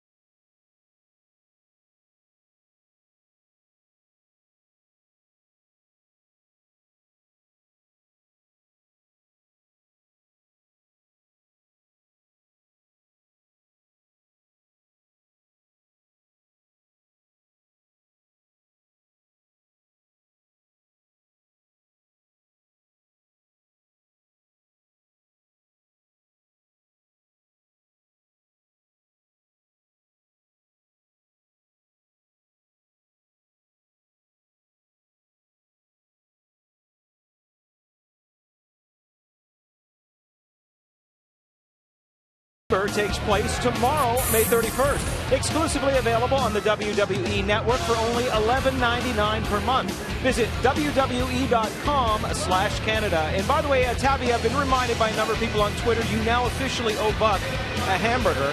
And I'll bet you both a burger that it's not going to end the way it is right now. Well, that's kind of a lock, huh, Barry? That's not fair. That is not fair. And I will buy that hamburger tonight. I don't know where, but wherever. Aaron Loup into the ballgame. This is the 21st time that we have seen Aaron. First time that we have seen him in this series. Here's number 1-2 with a .491 earned run average for Loup. Righties 250s, lefties 250s. Batting average against Aaron. He's done a good job of commanding the strike zone. He's only had 3 base on balls this year. It's ahead of Aaron Hicks, who's a switch hitter with the first pitch. Sanchez goes 6 innings, charged with 2 earned runs on 7 hits.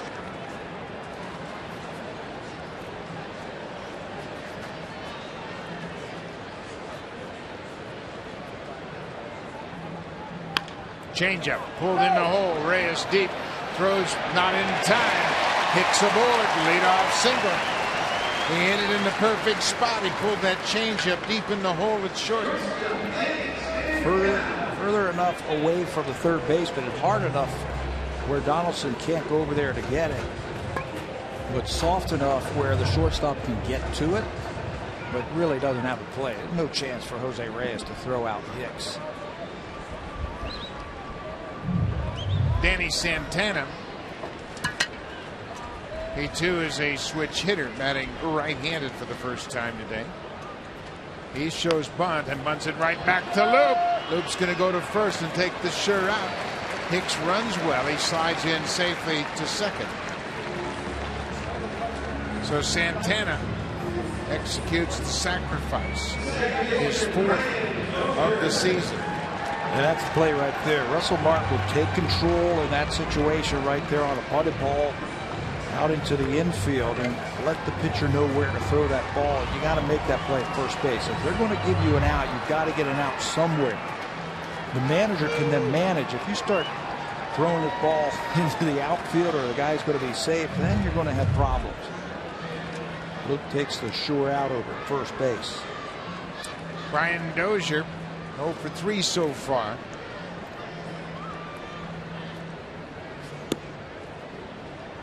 He'll throw him a first pitch changeup way out of the zone. We have talked about Dozier throughout the series being a very good fastball hitter, and he loves to swing early in the count.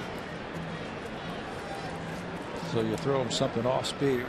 Aaron has thrown a lot of quality pitches, and he's been around the plate. And I think hitters are starting to pick up on that, so they're being very aggressive. There's a ball driven into the alley. Carrera is going to have it go off his glove.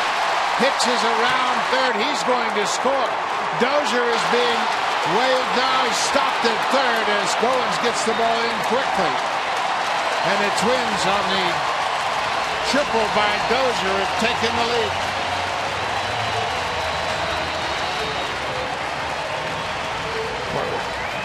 Heck of an effort by Carrera, and he almost comes up with it. Dozier, he's not just a pull hitter. We talked about how he could pull the ball for extra bases. He put a charge into that ball in right center field. Fastball, he goes down and gets it, and this ball is going to be slicing back to Carrera. Watch the effort as he goes up to get it. Hits right off of the heel of his glove. And unfortunately for the Blue Jays, it ricocheted all the way back into center field. Rolled right along the wall at center field, allowing Dozier to get the third. Nunez fouls back the first pitch. And close, where it didn't. He almost had an inside the park home run. Watch how far this ball just ricochets away from the backup man, Pilar, and he gets it in quickly. Well, that would have been an inside the park home run.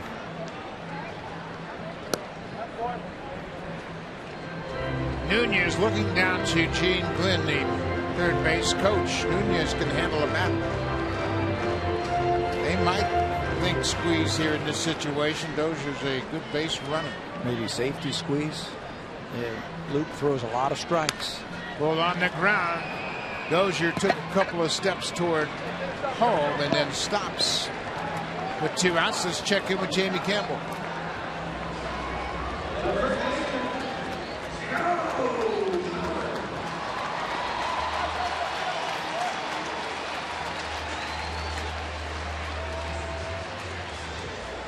That's good news for Tampa Bay. That's his 9th home run. He had been bothering with some wrist injuries, and he is back healthy once again.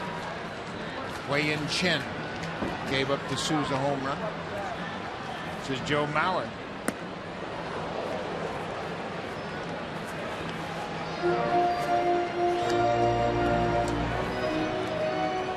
Mauer's double went to left field off Sanchez in the fourth. Mauer is 0 for 4 against Luke. Boy, he's got such a pretty swing. You pitch him in, he tries to pull. You pitch him away, he shoots it the other way. We have talked for the last 2 days, as you see Mauer's classic left-handed swing, how well they have hit with runners in scoring position. Joe Mauer over 400 coming into this game with runners in scoring position. 426 at the start of play today. 20 for 47. That's great concentration. Yeah, and confidence at the plate. Mauer's a 3-time batting champ and a former MVP.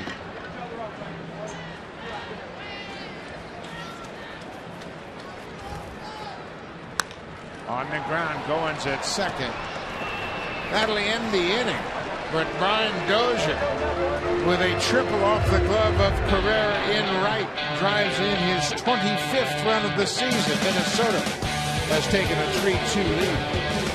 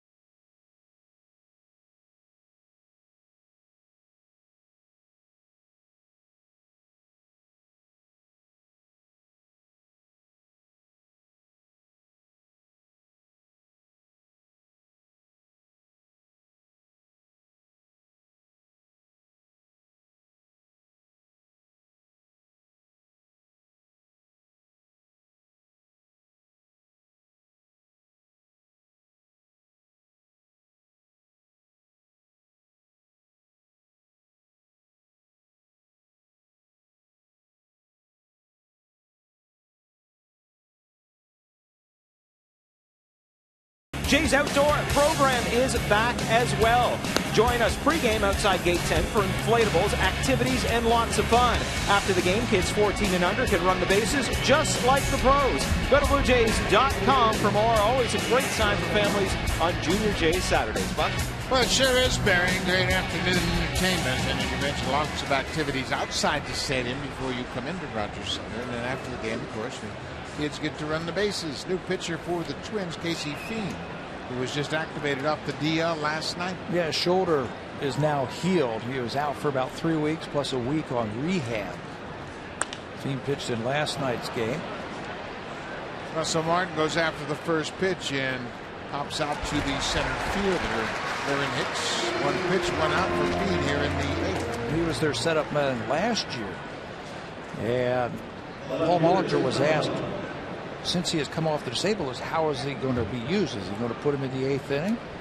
And he said, well, I feel real confident with Blaine Boyer out there, who did a good job while he was on the DL. I'm just not sure where I'm going to pitch him. Well, I think actions are showing that they like him back in here in the eighth. It's a one-run game, and Fiend is indeed in the eighth. This is Chris Colabello.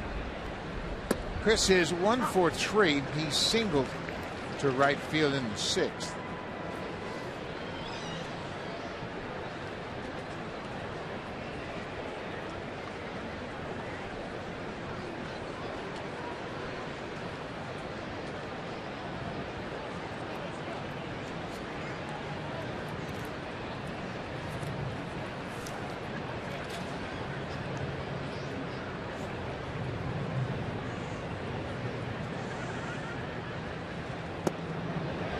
went around.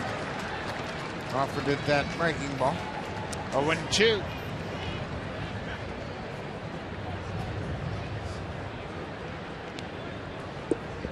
The Blue Jays have scored just 2 runs, and they have had plenty of opportunities. They are 0 for 8 with runners in scoring position this afternoon.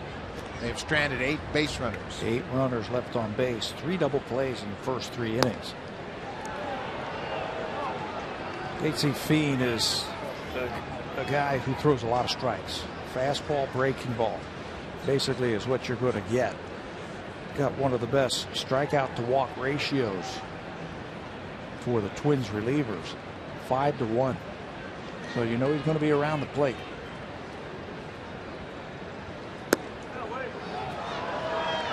Just off the plate, close but away. Blue Jays bullpen is working. Steve Delabar on the left, Roberto Osuna on the right.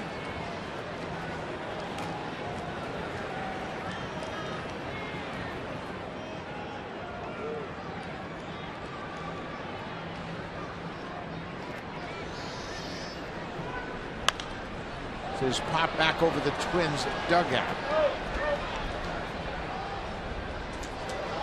Took a shot inside right there. Every pitch just off the plate. So they change up on Colabello and tried to jam him with a fastball. Colabello had the game-winning home run in last night's game in the 9th inning. A 2-run home run into the bullpen in left center.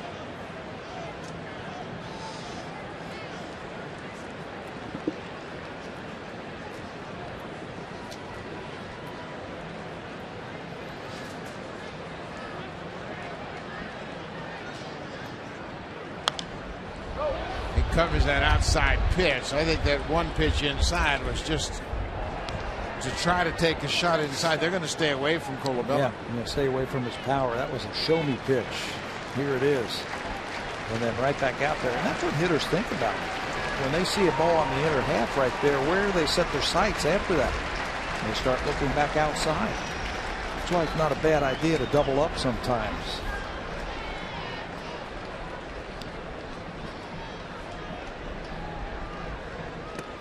Way outside, not close. It's a full count now. Ezequiel Carrera is on deck.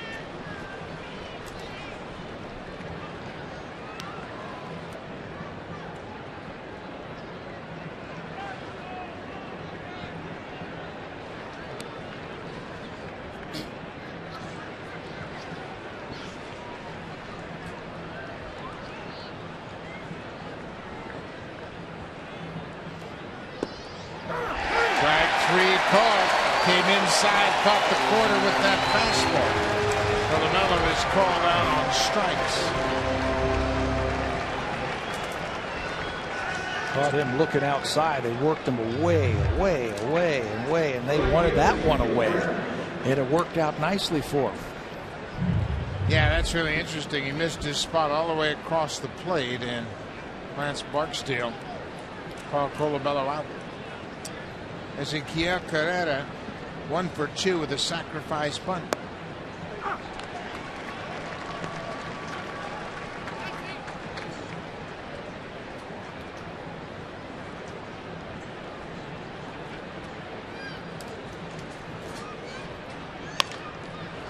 There's another base hit for Carrera.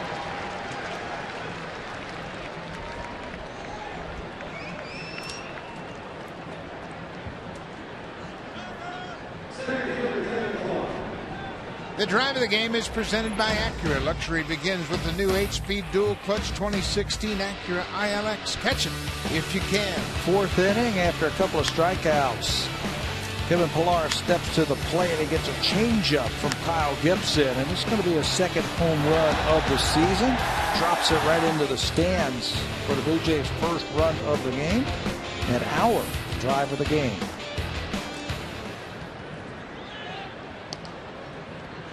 Carrera just 1 for 1 in steal attempts. Remember, Herman threw one into center back in the 3rd when Reyes stole 2nd. The catcher got hit in the 2nd inning on his right bicep by a foul ball. We haven't seen him throw in a steal attempt since. Yeah, Blue Jays haven't even attempted. You know, but if you go, I think you have to be 100% sure that you're going to be safe. There's no guarantee that's going to happen because you're one batter closer to the middle of the lineup. If I'm John Gibbons, that's what I'm thinking about right now.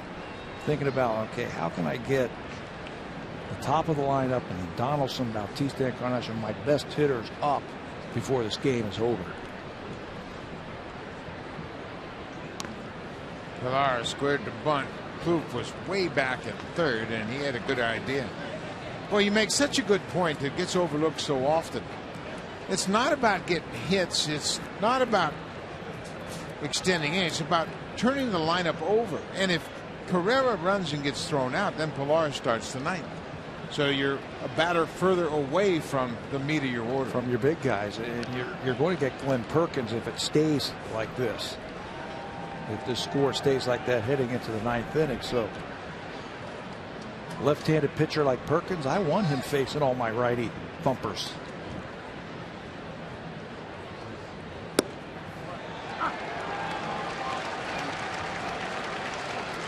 Pilar has homered, struck out, and walked. He's 1 for 2. He has 3 hits in the first 2 games of this series.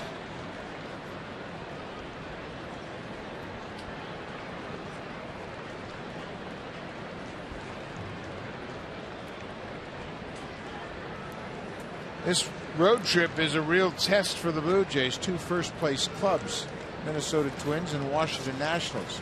And then they'll return home to play a 3rd first-place club, the Houston Astros.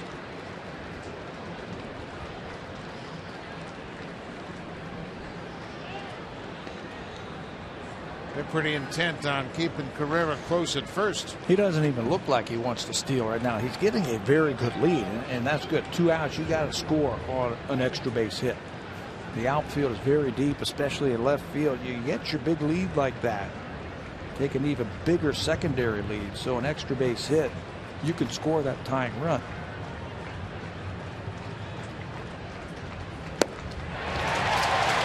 Pilar strikes out. Bullpen is doing a good job for the Minnesota Twins. We'll go to the bottom of the 8th. Twins have a 3-2 lead now. Time for a Blue Jays Central update. Here's Jamie Campbell and Greg Zong.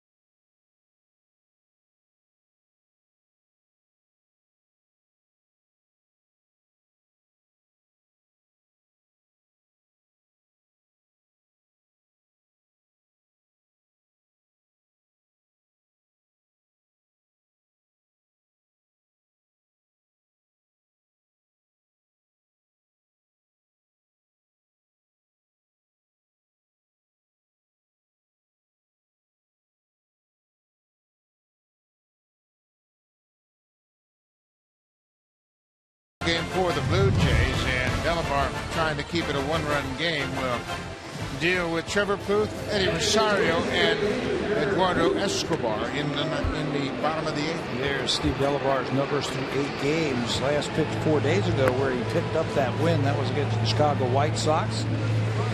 An inning and a third with a strikeout. Delabar's fastball seems to be back, and his splitter, which is such a big pitch for him, is back also, averaging almost 12 strikeouts per 9 innings. Aaron Loop gave up a run on 2 hits in his inning of work. He is the pitcher of record. Twins have a 3-2 lead. Brian Dozier with the go-ahead RBI, a triple off of Loop in the 7th. Cleanup hitter Trevor Plouffe takes first pitch strike from Delabar.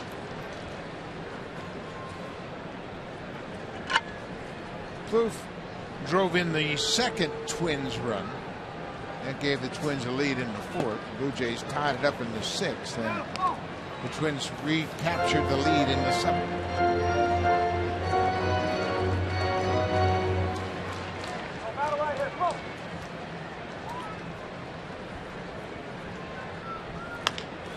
Reaches for that outside pitch. Donaldson throws on the run in time.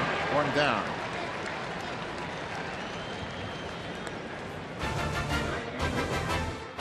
Luxury begins with the new 8-speed dual clutch 2016 Acura ILX. Catch it if you can.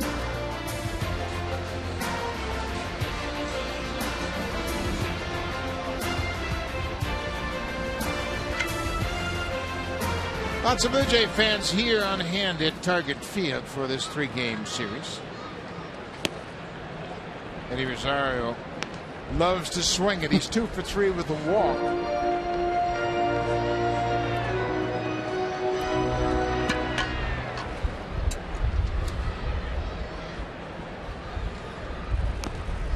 He bunts it foul. Rosario is another one of these farmhands.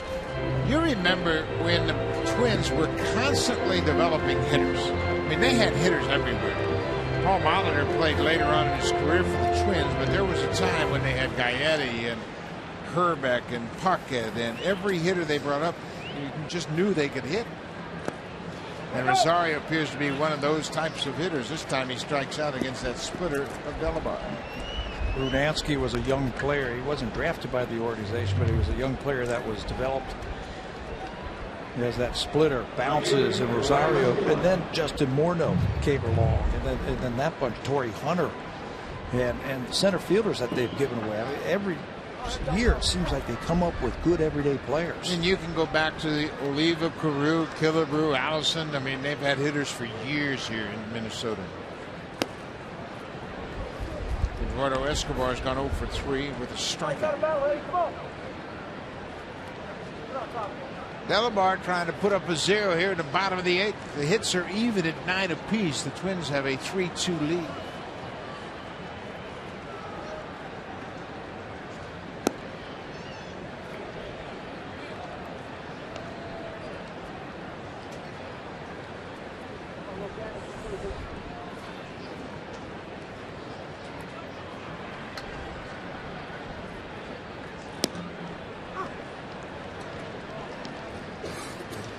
Blaine Boyer is loosening up, and Pat had mentioned how well he had pitched in the 8th inning in the absence of Casey Fiend.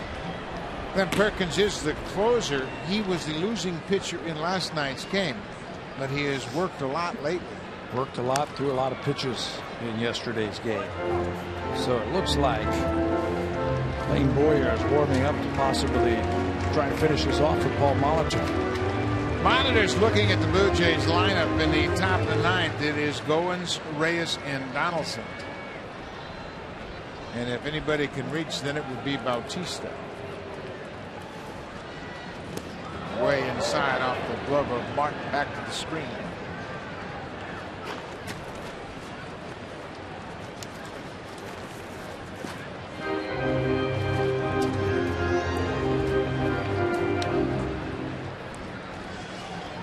Reyes has a hit this afternoon. Donaldson hit in his first at bat. Pulled toward the first baseman.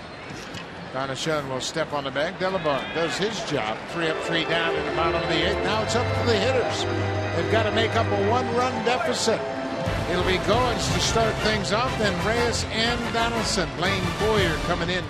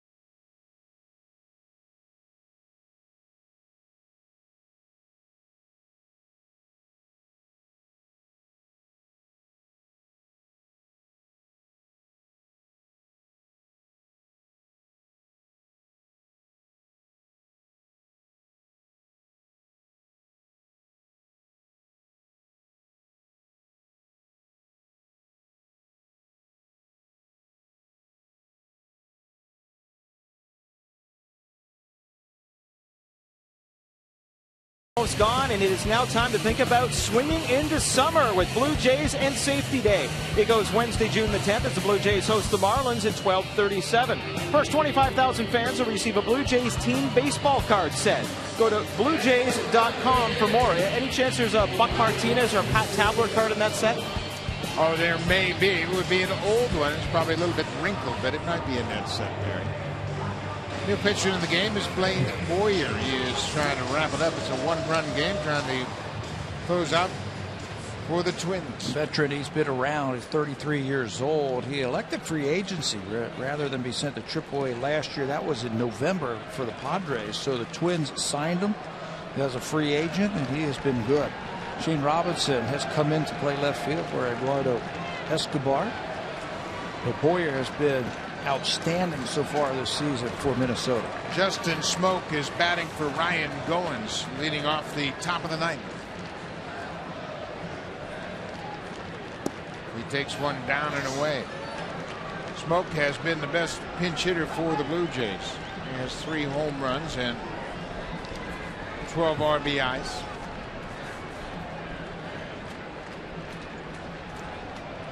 Smoak is 4 for 10 as a pinch hitter. Ball off 2. The plate once again. It's going to be hard to get the ball in the air against Boyer. He's got that heavy sinking fastball you see at the low 90s with very good movement. Pretty decent curveball. Blue Jays are going to have to make him get that heavy sinking fastball up. There's a jammed fastball inside as Howard flips to Boyer. He got that fastball in on the handle of Justin Smoak for the first out. Well, he ran that thing right in on his hands, and Smoak was looking to try and get an extra base hit to get the 9th inning started, and got jammed up. Boyer's always had very good command. He was a 3rd-round draft pick of the Braves back in 2000, so he has been around a long time. Jose Reyes, he has seen Boyer in the past. He's 3 for 5 as these two met in the National League. There's that late breaking ball, and Boyer's ahead 0-1.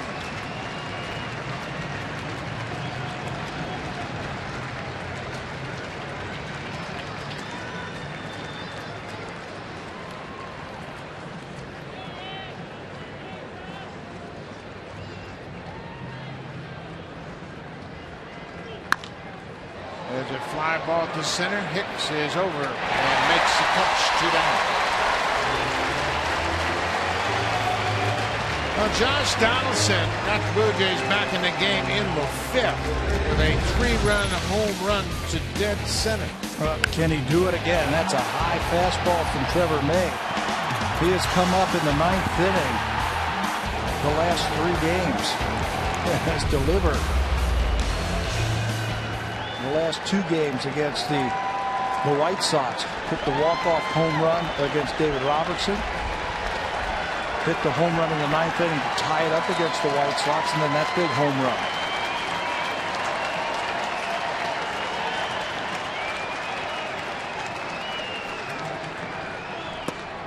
Breaking ball inside. Donaldson has homered in 4 straight games. He's tied with Brian McCann for the longest active game with a home run. And more importantly, the last 3 of them have either tied or given the Blue Jays the lead. Clutch player. Can he do it again?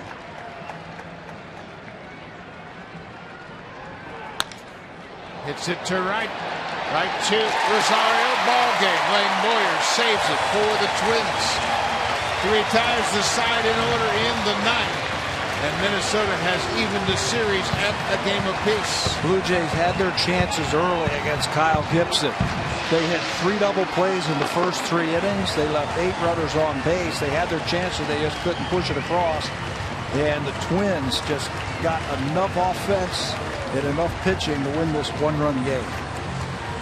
Well, they have each taken the game. Chris Herman with the home run got the scoring started. Twins win it 3-2. We'll be back tomorrow afternoon. Now time for Blue Jays Central. Here's Jamie Campbell and Greg Zong.